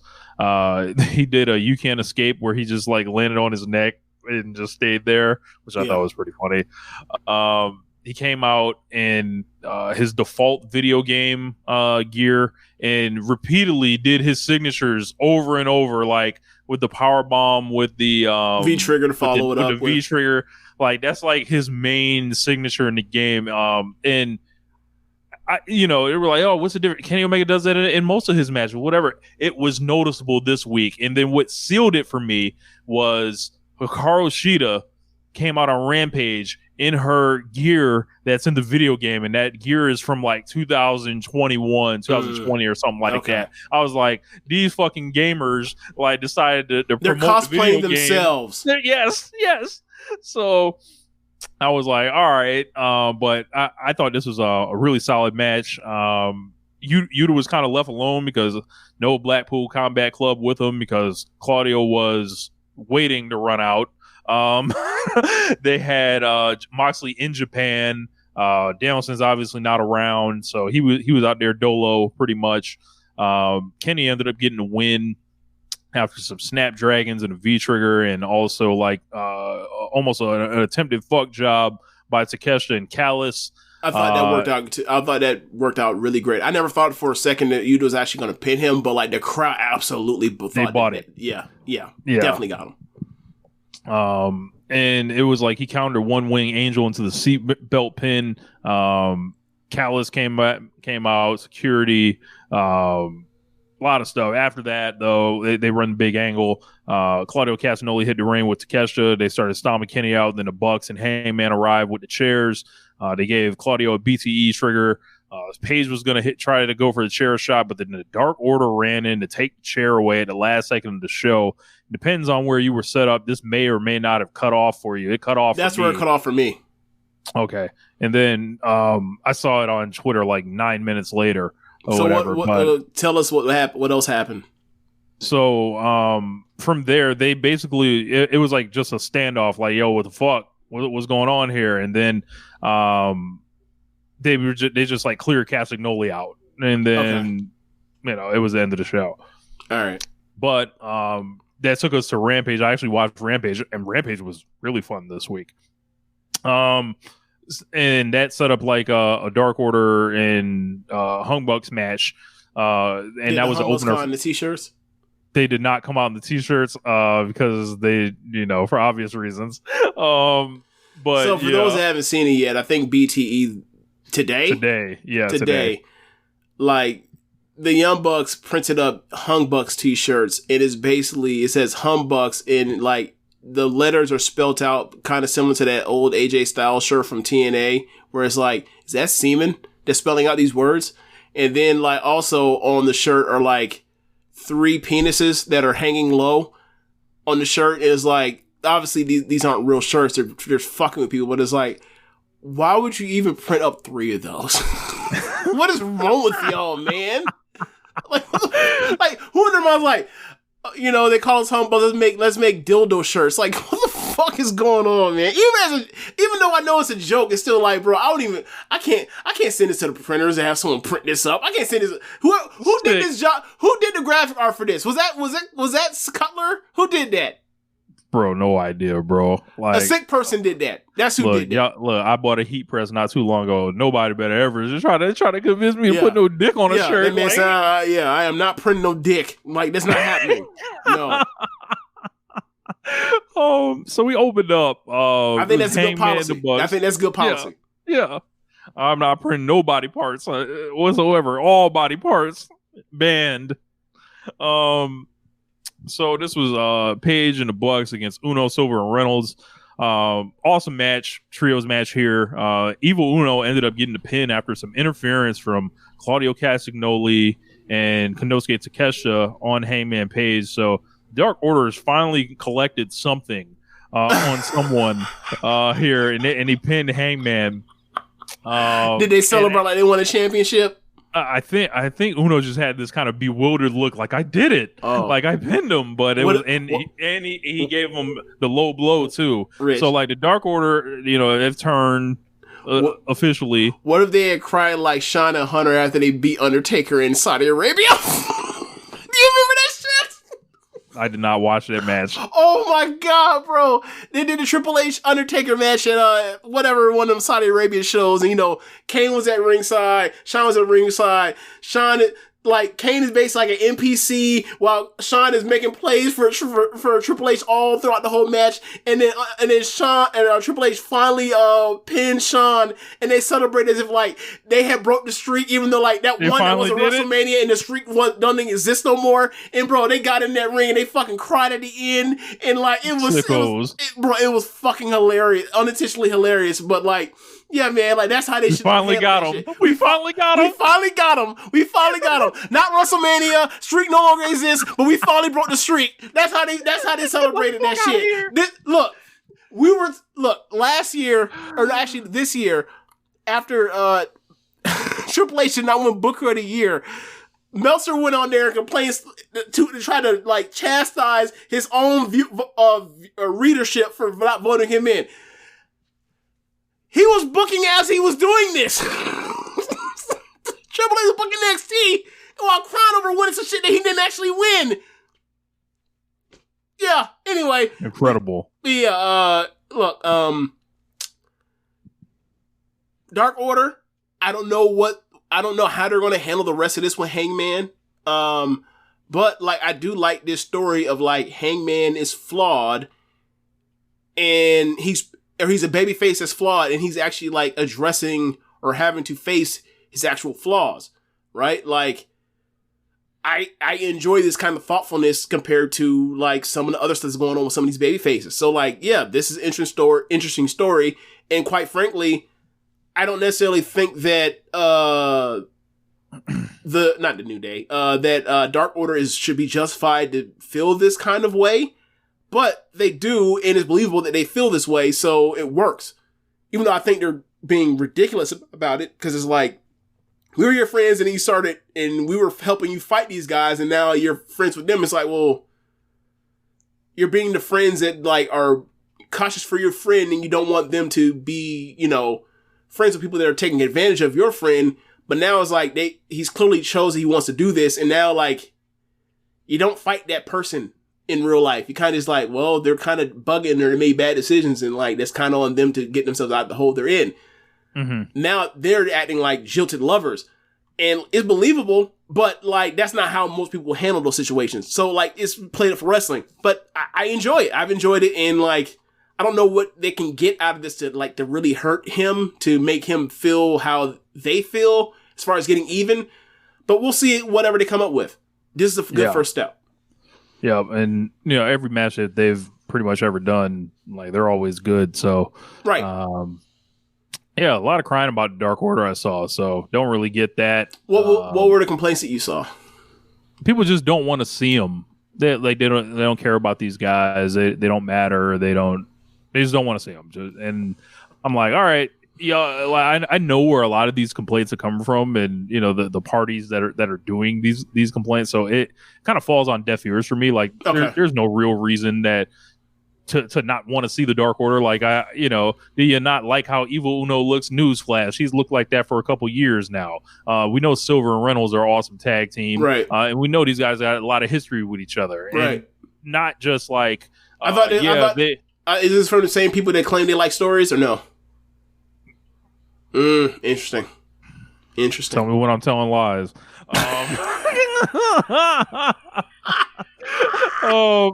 Had to steal it. That shit's so good. Can he be lying his ass off? So we got Matt Hardy and Jeff Jarrett against Garcia and Guevara in a blind eliminator tournament. Yeah, this was a quick job for Garcia and Guevara winning on this one, and I believe Matt Hardy took the pin, and then they stomped him out. You knew Matt Hardy was taking that pin before he even saw the match. I didn't even see the match. I didn't even see the match, but you saw me. You already knew where I was going with this. Like, I wonder who took the pin here. It stomped him out, and we move on. We move from there. Carlos Shida fought Marina Shafir. They did not play Marina Shafir's entrance. I was pissed about that. But Carlos Shida, I do have the Shida shirt on that James got for me from Japan. Appreciate that. First time I put it on. But she got the W over Marina here. This was decent. And then the main event, though, surprised everyone. I think when you look at all four guys in this, shouldn't really be a surprise. I was just seeing this on paper. It's Big Bill and Brian Cage against Trent Beretta and Matt Sydal. This was fucking awesome. Wow. The Big Bill and Brian Cage team, they will be facing MJF and Adam Cole next week. And that's going to be absolutely hilarious for multitudes of reasons. They had this move where Brian Cage picks him up for a regular power bomb, and then Bill comes over the top with a big ass lariat as the power bomb's going down. So it's a demolition device, except like stationary. We don't leave our feet. No one jumps off. Right. That's funny. Yeah. So it's like a demolition device. It's a heart attack. Okay. Yeah. Okay. Beretta and Sydal were awesome in there going around for these guys. Of course, Cage and Sydal have that old connection from Impact Wrestling. Bill's slowly kind of getting over. He's always had like a lot of physical charisma. I think he's putting it all together. Okay. Trent was Trent. I was waiting for you to unleash the Psycho Sid comparison so I could be like, you stop this shit. They already doing it in the comments for me. I ain't even got to do it no more. My God. One, baby. Hey, man, Dr. Larry. That one, baby. Dr. Larry got to log off today. He on my damn nerves today, man. He on my damn nerves. Like Saber Jr. is Rampage Trent. We shouldn't be surprised indeed. So, yeah, like I was saying, this is a pretty good one. Just kind of to be the last, and they put this on last or whatever. And it's on Friday night, the Sicko show. This was worth it. Okay. I would say if you got a couple minutes, check out Bill and Cage against Beretta and Sydal. After that, I ended up watching today. I watched Collision. This was the second time I watched Collision. Oh, I thought you meant number of episodes. Yeah. Okay. So this was the fourth or third episode? This is the fourth episode. Fourth episode. Yeah. I'm gonna have to watch it, but yeah. I will take you guys through in a second. I'm pulling up my notes. Juicy J showed out. Yeah, man, I don't know. Like they want to keep calling them the Bang Bang Gang. The Bang Bang Gang. Somebody needs to, and this is my call to the creators. I know we got some video editors that frequent the One Nation Radio community. I need y'all to put together the John Witherspoon on the Wayans Brothers. Oh my God! Bang! When bang, my love bang. goes bang bang bang, I need y'all to put that song over the Bang Bang Gang, the Juice White or Jay White, Juice Robinson, Billy Gunn's sons. I need y'all to mix that up however you want. All right, look, that's free Twitter retweets. That's an idea right there. All that's right, so that's 200 retweets off rip. All right, yeah, but if you put together, you got to be black. You can't be a white person putting that together. Anyway. So Zekamaki, where you at? So Black Saber Jr., Dream Sooner, where y'all at? Bro, so for weeks now, I have thought to myself, am I going to have to do it? Or am I going to set up a call? Am I going to have to tweet out to somebody and look like a dork and be like, hey, can I get somebody like put together like a Tam Nakano music video to Kodak Spin? You know, stepping and sliding and walking on bitches and staying on business. Like, I just wanted to see that, you know, she's champion. She's standing on business. But you just say, hey, can you put together Pops with this spoon pop, bang, bang, bang, with the bang, bang, bang. Yes, I thought about that earlier today. I even feel bad about asking now. Yeah, somebody that listen to the show, somebody make me a Tam Nakano, Kodak Black Spin MV. Appreciate it. Yo. Yeah. If you want to send out ridiculous requests, I can get mine. I can get mine. I can get mine off. Yeah. Oh, also, so I want Utami Hayashishita, St. John Roses remix with Future. I want that one too. Yeah. Look, I told y'all, I saw Utami walking around. She brought the roses to America, right? Here we go. I'm sitting in the front row. Utami hand me the rose. I ain't gonna know how to act. Let y'all know right now. You act like Jonathan Ogden at that Janet Jackson concert. You see Janet Jackson lose your mind.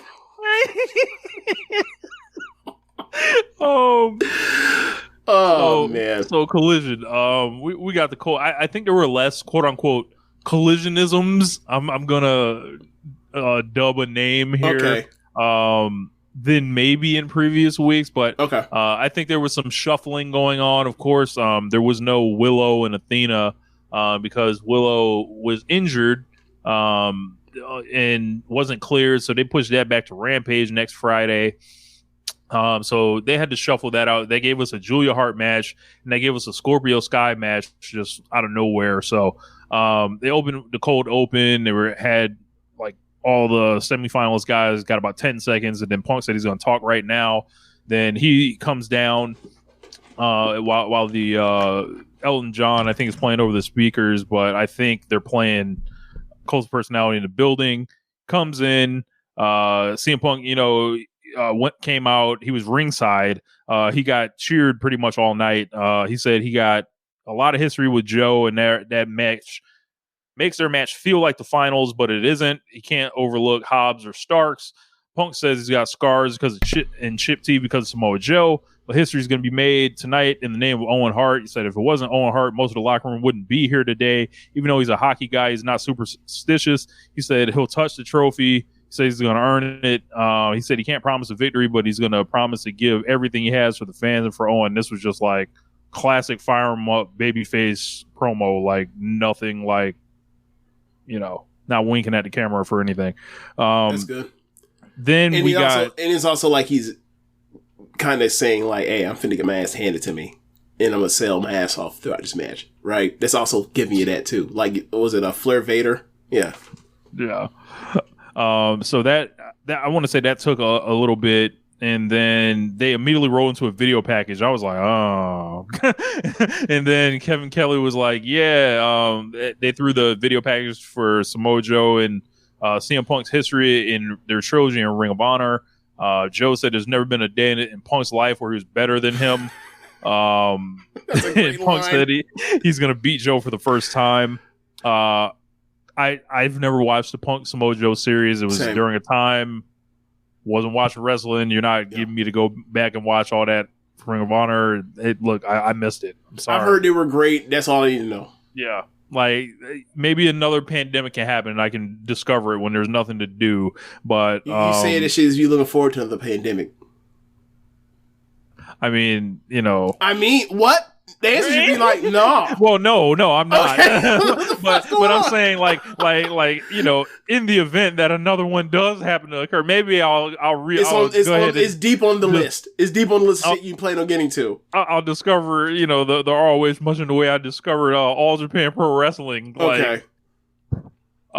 So we started after that. It went to commercial. All right, Hobbs entrance. You know, they shoot him from behind. His shoulders look huge. And all that, and we get Starks versus Hobbs in this match.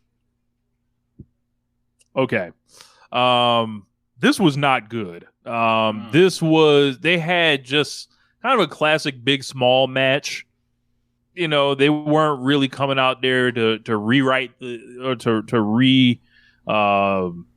the word I'm looking for? Reinvent the wheel. Okay. Like they weren't trying to do that at all. This is just a classic big man, small man match. They didn't really do much athletic. The one athletic spot they really tried, they got fucked up with Ricky was going for a tornado DDT. His feet got caught up inside the ropes. So there was like a stumble on that part. But the announcers recovered it well because they had been talking about, you know, how strong Hobbs is pretty much the whole match, and he was like, "Oh, there's that strength." You know, they were talking about. So I thought the announcers actually did a good job, kind of covering for him on that. But I mean, we know what we saw. And I was watching this, and from there, it breaks down to an angle where Hobbs basically has Starks dead to rights, but QT is jumping on the apron, basically telling the referee to turn around to count the pin after he had been getting involved, you know, grabbing the foot. Okay. And all that stuff. And then Hobbs jumps up and says, "Hey, man, sit your ass down," essentially. And then Ricky drop kicks him in the back, runs Hobbs into QT. From there, no, it doesn't schoolboy him. Okay. Thank God. But he ducks under the clothesline, gave him the spear, beats him 1, 2, 3. And then Ricky wins. And I saw this match. I was like, I remember liking their tag team. Maybe they should have stuck to that. Like when I saw this, I was like, everyone's clamoring for Hobbs to get the big push like that. Okay. People have definitely clamored for Ricky Starks to get the big push like that, and he's going in the finals now. So you're getting it again. He's getting another chance here. But I didn't see the Juice Robinson match, but I also didn't hear anyone talking about it. And then I saw this one, and I was like, this ain't the most. Look, he ain't going through the 2000s West like in style. Like this is not that. Like this is it's kind of just limping along to the finals here. That's kind of what it feels like. So I don't know. Do we need to just readjust our expectations on like the AEW is not going to do a New Japan Cup level of quality in their? Well, I can't even say that because they did that because last year there were. Like that Ray Phoenix and Kyle O'Reilly was fucking awesome in the tournament last year. Yes. There is nobody that's awesome like that this year. Yes. And this has been a huge problem that I had with this tournament kind of from day one. I was like, all right, there's no junior heavyweights. There's no like luchadors. There's no like, hybrid wrestlers. Hybrid guys. Like there's no is there a Buddy Matthews around? Right, let's look at this tournament. I'm gonna go through it again. CM Punk versus Satoshi Kojima. Right, 2 old guys. Right, and they had a fun match, and they were fine or whatever. The match was fine, but like as far as we're talking about excitement, not there. Right, Roger Strong, Samoa Joe. Roger Strong's awesome. If you were gonna turn this whole thing into the Roger Strong showcase and all that, I think Roger Strong probably could have like satisfied the itch that I had for wanting to see great matches. Right. However, they scripted him to get bulldozed in the first round and put on a stretcher. So he's out of here. Samoa Joe, he's what Samoa Joe is in his mid-40s at this point. Maybe he can give you something with the small guys and all that, but you don't expect Samoa Joe. Samoa Joe's kind of found money at this point. Yeah, he's a luxury. Dustin and Hobbs, they weren't going to come out there and try to break the scale or anything. Right. Did you watch that match? No. It was good.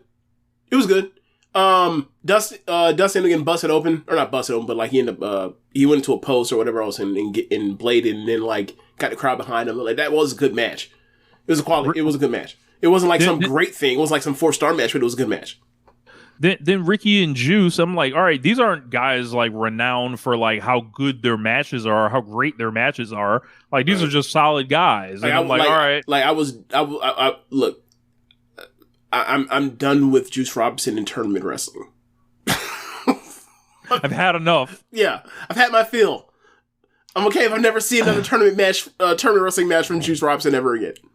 So when I run down everybody from the tournament, I'm like, where's the exciting? Like, who are the exciting people in this? Mm-hmm. Like, which one of them at all resembles the way Owen Hart wrestled? Good question. So, and I think this thing being confined to Collision kind of like lowered my interest in it. Mm-hmm. Then all the guys, like, it was like, fuck, we couldn't get Ray Phoenix in this thing. Fuck, we couldn't get Pac in this tournament. Fuck, we couldn't get Buddy Matthews in this tournament. Right. Fuck, we couldn't get Kenny in this tournament, obviously, because CM Punk's in the tournament, so they're not going to do that. We couldn't get Andrade in the tournament, even though he was on the fucking first 2 episodes of the show. Yeah, and it's just like, all right, Scorpio Sky was right there. They obviously had no idea for him. I'm going to talk about that in a couple minutes. Like, you could have put Scorpio Sky in there, Yeah. I don't know. Like, it was just a very kind of underwhelming, like, oh. And then, like, we'll get to it later, but it's Punk versus Starks in the final, and I'm like, what am I expecting out of that? Oh, you know what to expect out of that. GTS. I hope everybody. Oh, can I just squash this fantasy land that people are living in that are thinking like CM Punk's about to put somebody over here? Can I squash that? Like, what do y'all think is happening right now? CM Punk, his first week back, cut a promo alluding to wrestling the AEW World Champion. That dude's not about to lose a month in, or just like 5 weeks in. Like these people thought he was going to lose to Samoa Joe. They thought he's going to lose to Ricky Starks or turn heel against Ricky Starks. Like the only reason to do the Joe match is to get CM Punk the W. Look, just like as a commenter saying, Ricky Starks is going to get to shake CM Punk's hand. Look, and I don't know what that's going to do for him, because ask Darby Allin how that worked out for him. Rich, we already know how that's going to go because we saw them in a Quattros match with FTR, where neither CM Punk nor should he have, but like with Dax and Cash in there, the person that took the pin was Ricky. If you can't get Dax to take the pin or Cash to take the pin, it has to be Ricky. What makes you think that CM Punk is going to lose to Ricky? Like, I mean, I'm not saying this like some scenario. Rich, I'm not even saying this. I'm not even saying this on some like CM Punk is WCW Hogan. I'm not saying that. I'm just saying like that's just fucking common sense. What I'm thinking, I think it's these very vocal CM Punk fans who want to kind of take the dial off of him. Like, oh yeah, he's gonna do a job. Don't worry about it. No, this isn't. That's fantasy land. That's make believe. He will do jobs, but it's gonna be the top guys. We ain't talking about the top guys. It's not here.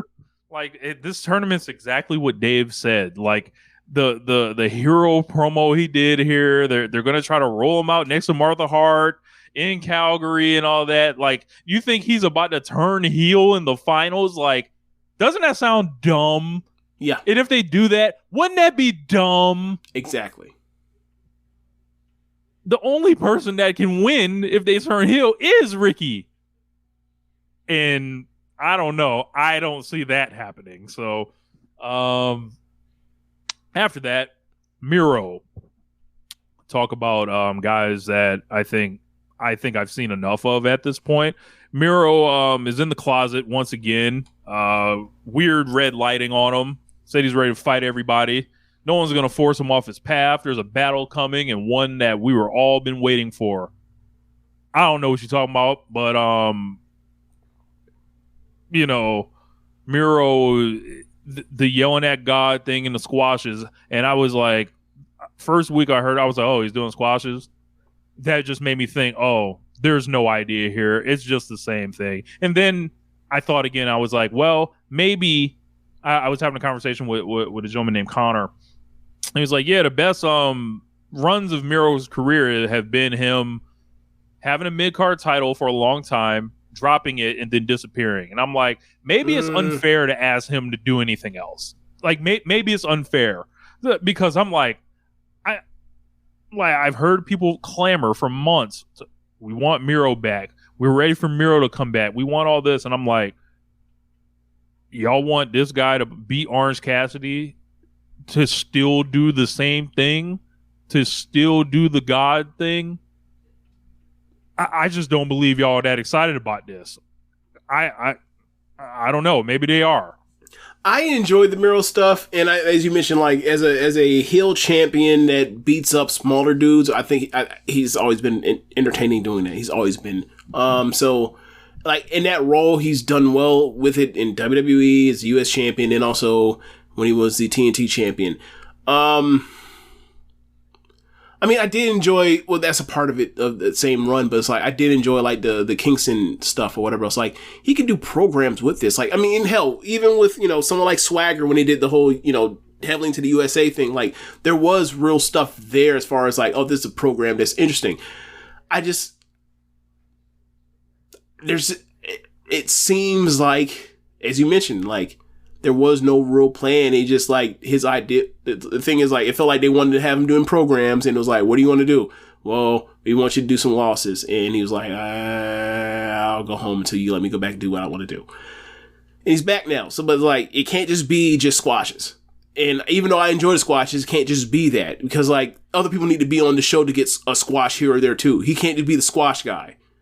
Like, he's not the Road Warriors. If he was Road Warriors, go ahead, because you're helping draw like crazy, but he's not that kind of difference maker, even though I like him. Right.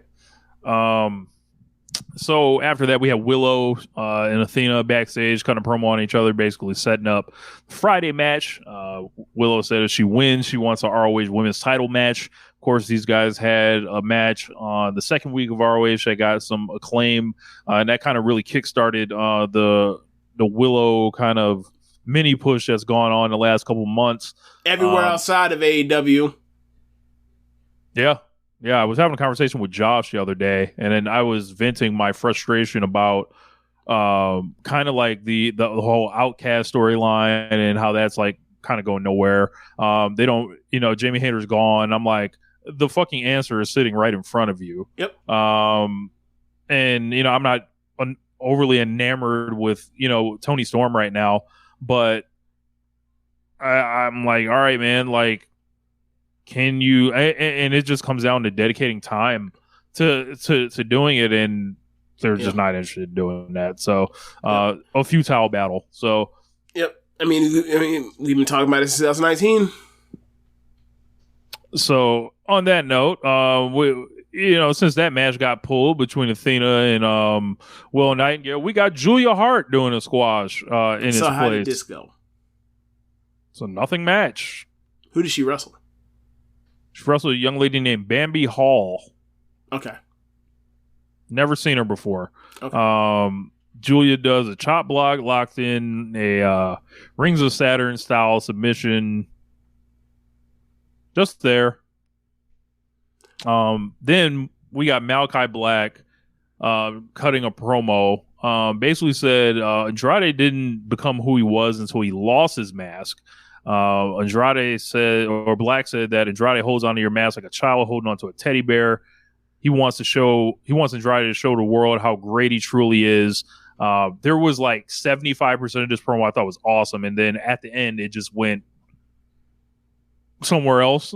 I'm like, all right, 75% was cool. That's more than enough for me from Malachi Black, especially cutting a promo. So I normally don't be knowing what the fuck he talking about. He be, somewhere else with it. Did they like eventually like announce that they're going to have a match like on commentary or anything like later in the show or? They did not, but immediately Andrade was backstage with Lexi Nair, and Andrade answered his promo. He's like, and she asked him what his mask meant to him. He said he's not a coward like Black.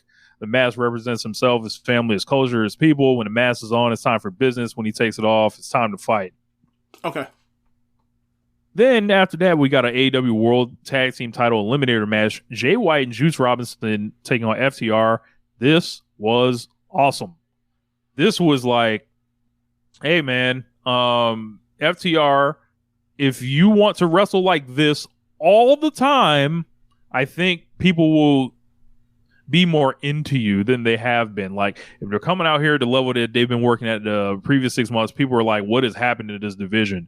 But I think this match was awesome. As Black Sabre Jr. said, first good FTR match since the Dome. Wow.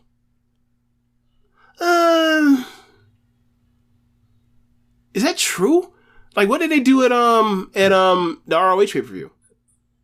I don't think they were on it. Okay. I don't think they were on it. Okay. I mean, look, people have different mileage. The mileage varied on like the first 2 episodes of Dynamite for people. Like, I thought the second match was a lot better than the first one was. But at the same time, like, I think the thing that people were most impressed with on like the second one was like Jay White. So, whatever. He looked great in this match too. Okay. And I think the thing with FTR, I think Dax had been working injured, like, and just didn't tell anybody or anything. And like, he looked like he was really struggling to get around the ring, especially in that match against Jeff Jarrett, that singles match. I forgot that. And a couple other matches, he looked like he just couldn't move back and forth, especially compared to the way that he did in the Dome. So, like, I will go to my grave thinking there was an injury that occurred during this time, because, like, there's no way. Like, it's like, all right, no one. We've seen him be too good for too long, regardless of how we feel about him being, over the top. Correct. Yeah. Correct. And it's like, nah, like, this ain't right. Like, no one gets washed up in 4 months. Like, no. without having some significant injury that we know about. Yeah. I get you. But yeah, I really enjoyed this match. I think it went a tad too long, and the finish was a little like, oh, that was the finish. But I think it was a really good match. Like, and I would say go out of your way to see this if you haven't seen it. Jay White was awesome in this match, and it was like, one thing I liked about FTR Briscoe's one, where it just seemed like they were just beating the fuck out of each other. Mm-hmm. Jay White and FTR, both of them, those three were taking turns like beating the shit out of each other. I imagine Jay and Dax just had a chop off. Yeah. Yeah. Lots of near falls, like, and like just kind of change of direction stuff. A lot of stuff FTR was good at when they were in NXT, kind of happened in this match. But this ended up with there was a really good near fall with the FTR spike pile driver, and then they Robinson hit the face buster for the win, and I believe he pinned Cash, and so I like this match. And then immediately they book a rematch, like they face off in the back, like they're cutting a promo with Dax and Cash. And then Jay White and them walk up, or Juice pin Dax, sorry. They were like, yo, let's do it again. And it's time for the belts. And basically the stip for the match was, if the Bang Bang Gang didn't win, they could never challenge FTR for the belts. So they won, and then they're doing Battle of the Belts next week after Collision. And they are doing a 2 out of 3 falls tag team match. I think it's a lot right now. Like, they're coming back the following week with a 2 out of 3 falls match, and it's that's going to now be the 4th time they've had a match between each other. Yeah, it's yes, hey, yes. Rich. Like, who else does a lot of different versions of rematches between similar parties, like week after week after week. The E brother. Yep.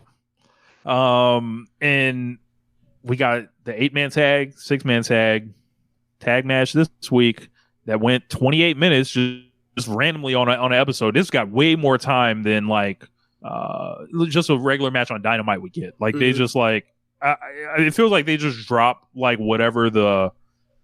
Like if there's 8 segments like on Dynamite, they just do 7 on Collision, like, and then just extend them or something. Yeah. Like I think there was also, you noted that like it could have been like the makeup for like whatever happened to the one match. It could have been that too. But I think that may have got split between Julia and then Scorpio, but I don't know.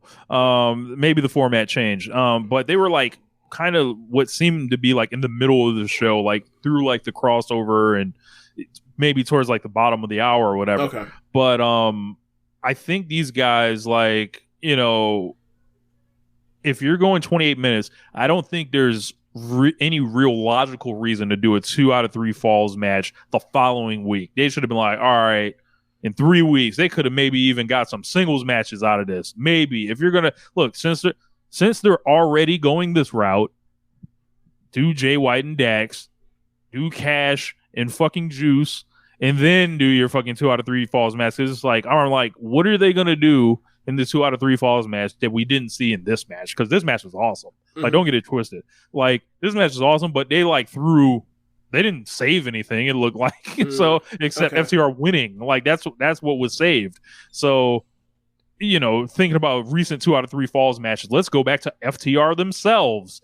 They didn't come back and wrestle the Briscoes the next week in a 2 out of 3 falls match. Right. They waited a couple months. Yeah. Okada and Omega, they waited 6 months for a 2 out of 3 falls match. Those are like, I don't know if it's like they went a long time. Maybe that's how they feel this is earned, but I don't think it's smart necessarily. I'm okay with it if the match was good anyway. And I've liked, you know, you said this is the best match of the 3 they've done in that collection of matches they've had. So, and I like the first 2 anyway. So like, I'm okay with it because the matches are good.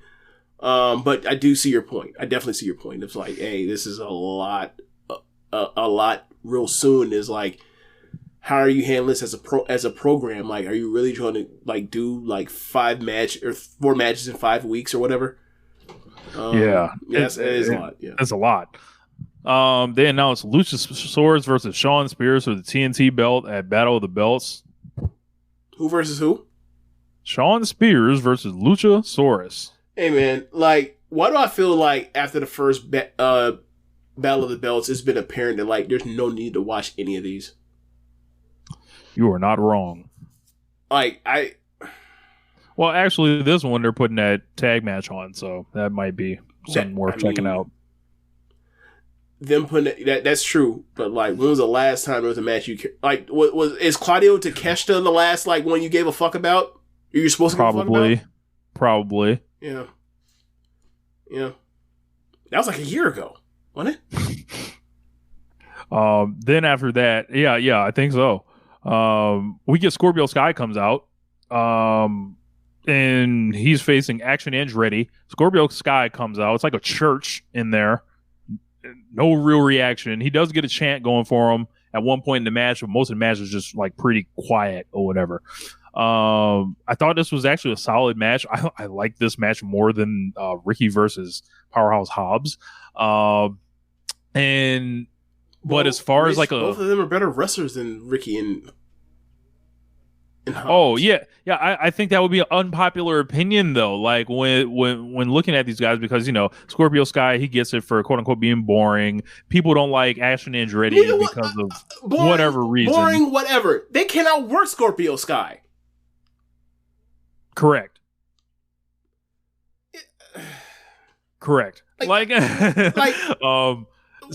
Whatever. I saw Scorpio come out, and I was thinking back to the vignette thing, and we was talking about, you know, we're going to see the real Scorpio Sky, and he did the finger snap thing, right? And I think he cut another promo a different week.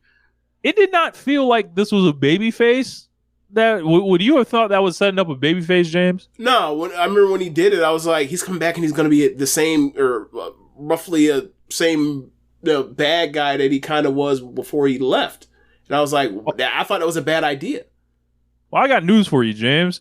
He's a babyface, it seems like. So he came out regular entrance, works a babyface match against another babyface in Action Andretti, and then beats him, shakes his hand, walks his ass to the back. I'm like, so maybe this was like one of those. This couldn't have been the rollout. Rich, another one. Who else has people like cut interviews and promos and then coming back in this one direction and they swerve them and they're actually the opposite? The E.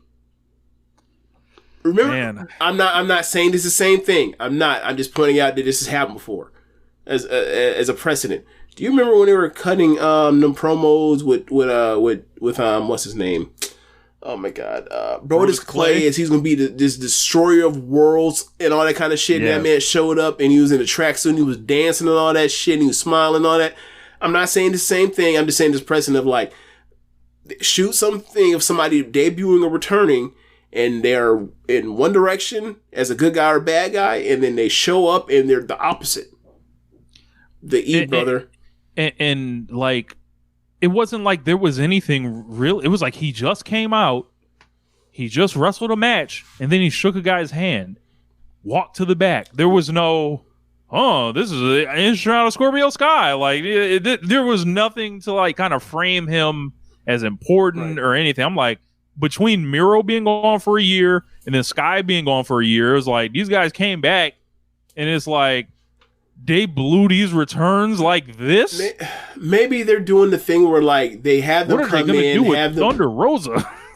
Yeah, maybe they're doing the thing. Maybe they're in both situations or one of the situations. They're doing the thing like they get them back, let them do the thing that you remember them for, and then after that, then you get to the character direction or change or program or whatever else. I'm still willing to buy that could be the case, but yeah, like it can't be going on too long. Like in the case of Miro, it's been 3 squashes, right, or 2 or 3 squashes, can't remember, but like that's when it's like, all right, now let's get to it. Scorpio, there's still some time. This is the first time back, like in front of the people anyway. Yep. So They give us the Dynamite rundown, so I'll just mention that. We got OC and Darby against Garcia and Guevara. That's going to be awesome. We've got MJF and Cole against Bill and Cage. Commander versus Chris Jericho. We've got Ruby Soho Rich, I'm versus gonna Sky stop you Blue. right now. I got to stop you right now. This man is finna come off that fucking turnbuckle or off that fucking top rope, and that man finna catch a goddamn Judas effect. Am I wrong?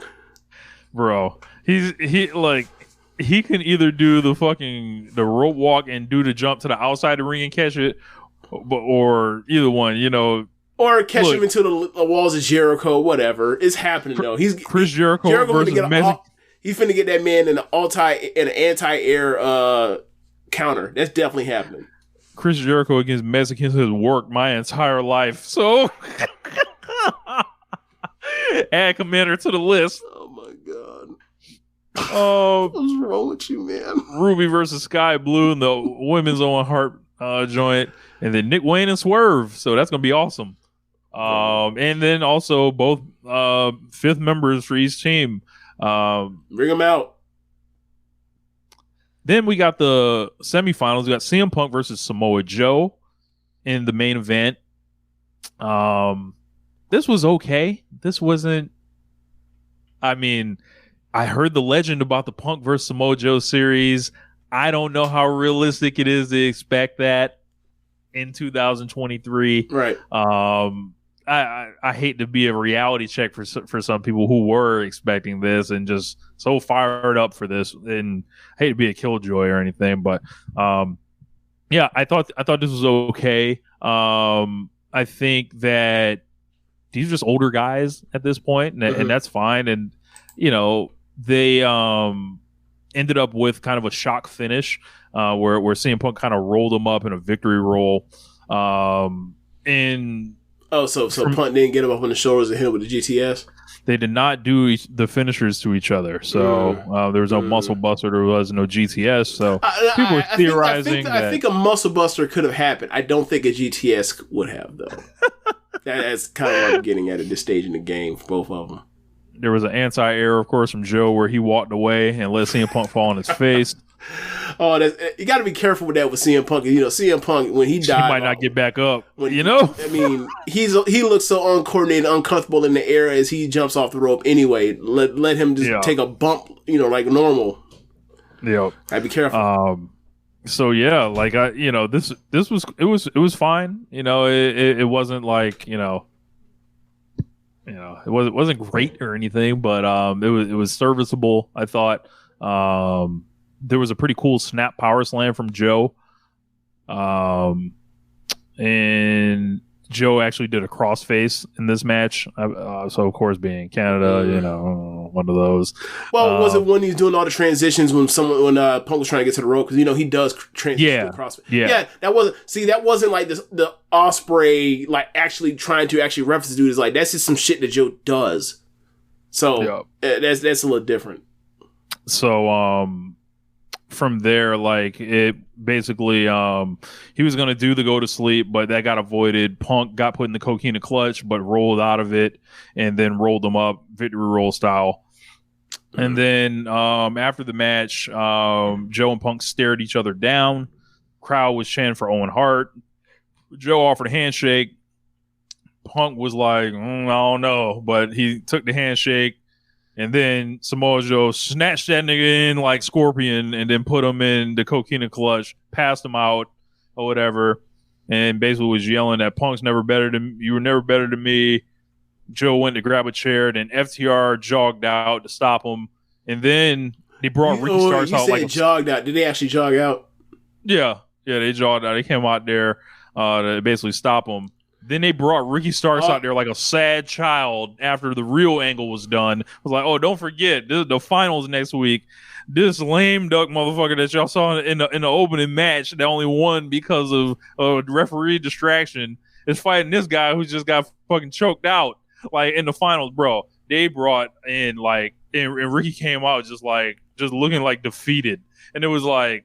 I was like, where's the excitement? And they were like, maybe perhaps a photo op for whatever. I'm like, bro, these guys should have been like they should have kept like, I know they want to set up Joe and Punk to do more or whatever. They should have had Ricky Starks make the save for correct.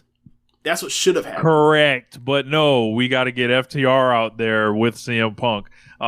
Starks should have did the save. Or they could have just not done the angle. They could have No. You do the angle, have Ricky Starks make the save, have Starks try to help up Punk, have Punk not really want to accept the help. Like, what's his problem? Find out next week when they have to face each other for the fucking finals. That's kind of what they did when Punk came back to help when he saved Moxley. Like, you could have had him walk up the ramp, and just as he thought he was going to go, Ricky's music, and then they're face-to-face at the top of the ramp. That too. They could have did that. Yep. And talk some shit. Like, we've seen a lot of ways to do this. Bro, I think almost anything would... Like, when I saw Ricky come, you got to see, like, the visual. It was, like, almost like... You remember... It was, like, the same feeling to me as, like, Kaito Kiyomiya and Muto in the end of the match. It was like, you should do anything other than what happened. Like, it wasn't a similar situation or anything, but it was just like, do something else. Like, yeah. But yeah, I watched it. Like, on the low, I don't think that this week was that different than like Dynamite. Like for a, just how the show felt and everything. Largely because, a lot of these guys that were on this show, Ricky Starks, Hobbs, FTR, they've had a lot of time establishing themselves in AEW. So it's not like there are parts of it where it's the CM Punk produce promotion kind of, but I don't think that stood out as much this week. Okay. We'll see what the rating is. I think that's going to come out tomorrow and all that. But like, I thought it was an all right show. It's got to do better than it did last week on as far as the rating. Yeah, it has to. It has to. My thinking was like, all right, should like the collision numbers should be. I always saw the rule like SmackDown when it was on cable was always like 85% of Raw. Like, why can't Collision be that? That's kind of what I was thinking. I know some people were thinking that was about to be like, yeah, Collision's the new A show. Like, I don't think that's going. It's not happening like that. Not a chance. But do I think 85% of Dynamite is realistic? I feel like that's a fair expectation. Is it?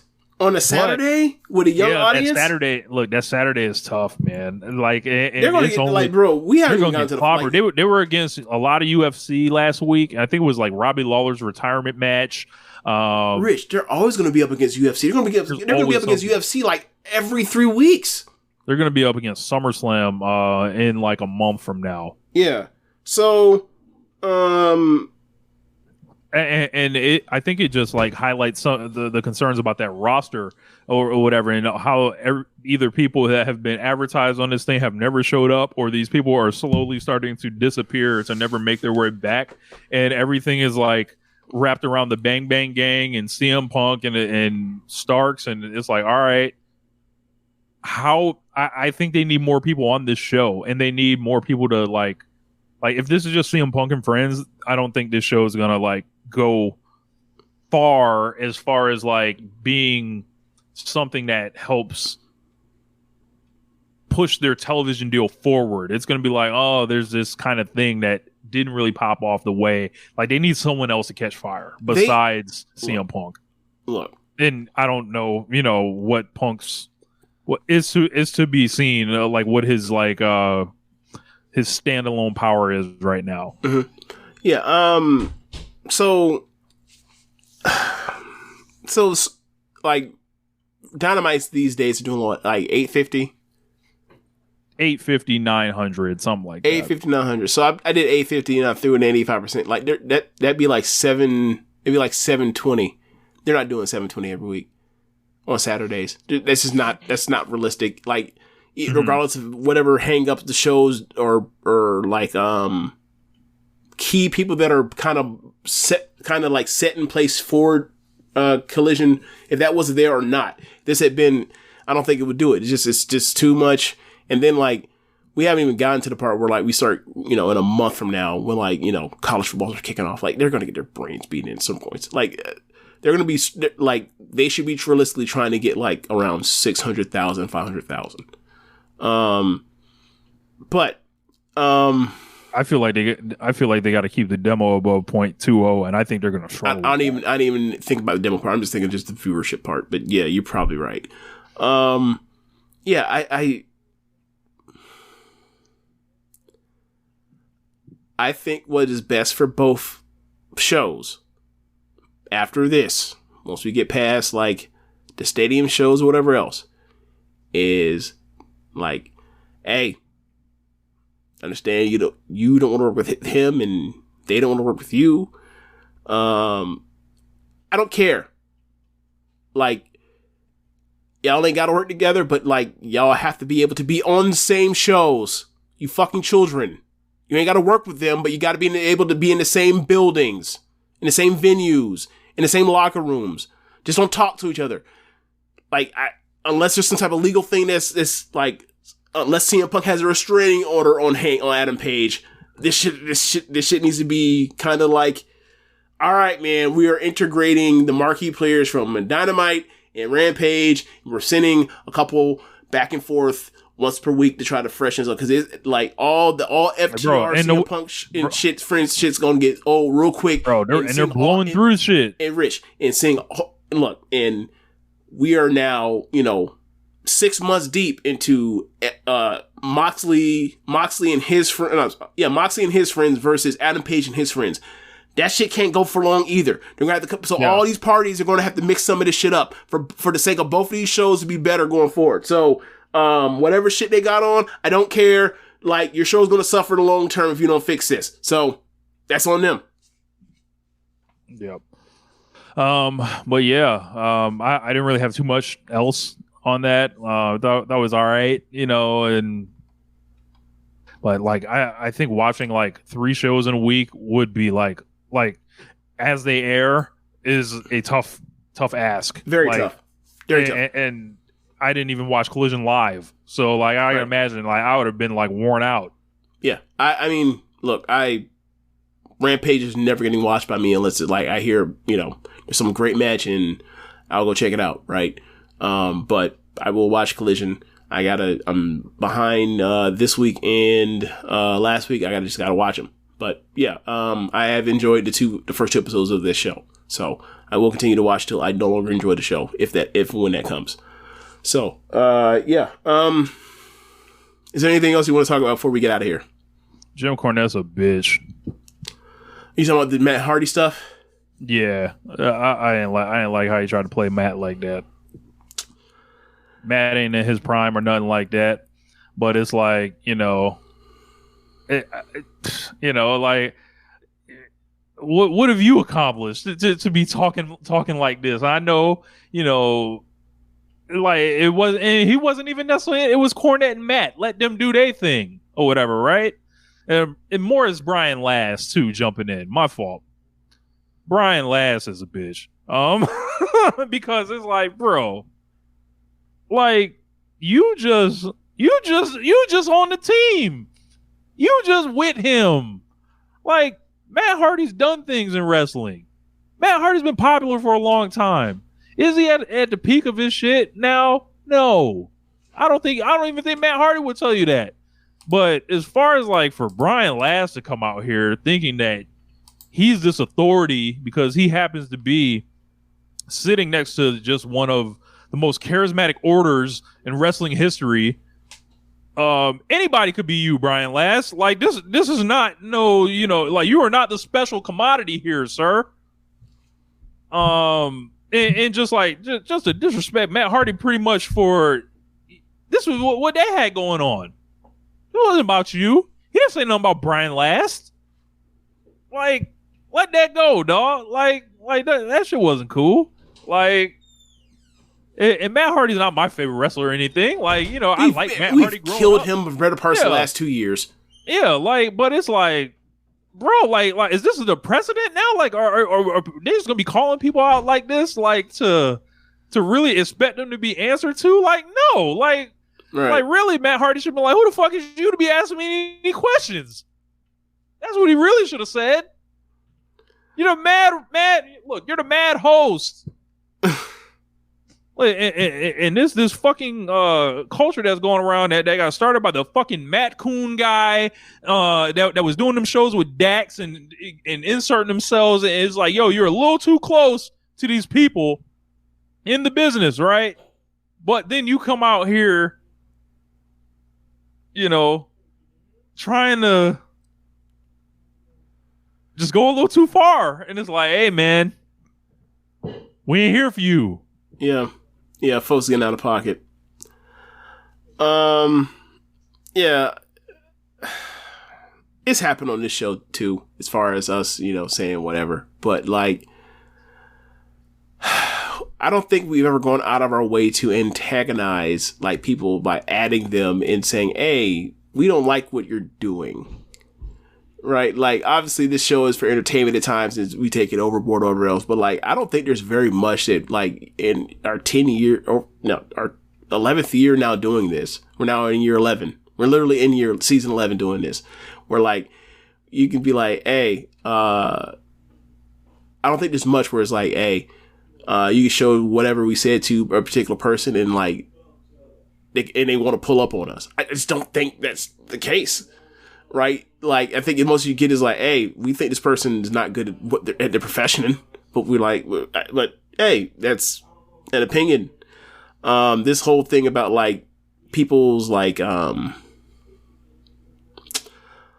their moral standing in the name of professional wrestling that they're putting out is like, it's obviously ridiculous to begin with, but it's like the back and forth with these people, with adding them, it's like, bro, you would not say this in Matt Hardy's face. At all. Nah. Matt Hardy's not no small man. Not even that. It's like, just the face-to-face, like, some of this is the keyboard warrior whole thing. It's like, there are certain things that people say to each other where it's like, you would not say this to this person's face. You just wouldn't.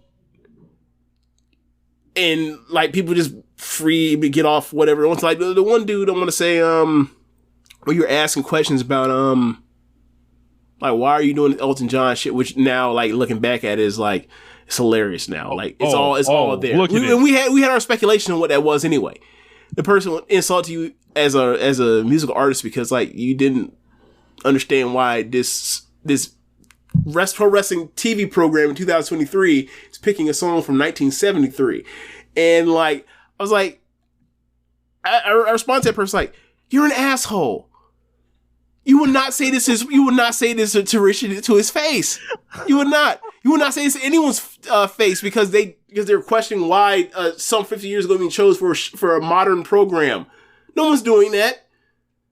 You're just an asshole. So like, yeah, man. I think people should, before they try to dunk on people, whatever else, like think about like, hey, like would I actually like really say this shit with my chest? Like, would I stand on this? Like, yeah. Because maybe you stand on it and you prepare for whatever comes, right? Yeah, maybe. But the problem is, I don't think they prepared. Right. I'm sorry. Like, if Bray Wyatt pulled on me and be like, bro, so you think I'm just terrible at pro wrestling? Like, I think you're good at the talking part. I think your matches stink. but you just asked me this question though. You just asked me this question. I mean, honestly, like, bro, like you're one of the. I have not enjoyed your you're incredibly compelling talker. I honestly think that a lot of your storylines lead to nothing, and that you're not that good as matches. Your really good matches are few and far between, and like most of the good matches you had were with like a guy that's no longer with us. R.I.P. Brody. Yeah, man, it's like it's a lot, man. Not everybody has to be fucking Okada in the ring to make the wrestling work. Right, like, and that's the thing. Like, we all know that like the Ricky Starks thing in the right situation can all work for him, but the stuff that they're having him do is not conducive to him actually getting over. Like, they're little broing him on this fucking show that's allegedly is trying to push him, and it ain't working out that way right now. Unless the whole plan, unless it's an 18-month plan, which I don't really see right now, given that they're already like, in week 4, they're like, hey, let's go to week 5 and let's have our 4th match between FTR and the Bang Bang Gang. It don't seem like y'all probably making out long-term plans. So y'all just doing shit. Like, if this shit was designed to like start like pushing Ricky Starks like a superstar, right? You know what you do? You hand him the mic, and they don't hand him the mic like that. They're going the wrong way about it. There should be no reason in God's green earth that LA Knight is more over than Ricky Starks. There should be no reason. Well, I think there's a colorism. I think there's racism. Well, there is that. Yeah. But they're letting this guy talk and do his thing, right? They're letting him like get his 40 seconds, 60 seconds, whatever, and establish something, right? Yeah. Are they letting Ricky Starks like talk like that? Nope. Nothing. And if they are letting him talk, the couple times, he hasn't hit a home run in a couple of those ones that earlier this year, throughout the Jericho thing, right? And since the MJF one, that one was great, but it's like the people that are good in wrestling are sometimes they do well, sometimes they don't. The people that are great, you can just fucking count on them, and it doesn't matter the situation. Like, we don't have to like set up special circumstances for Eddie Kingston or John Moxley to shine in promos. That's true.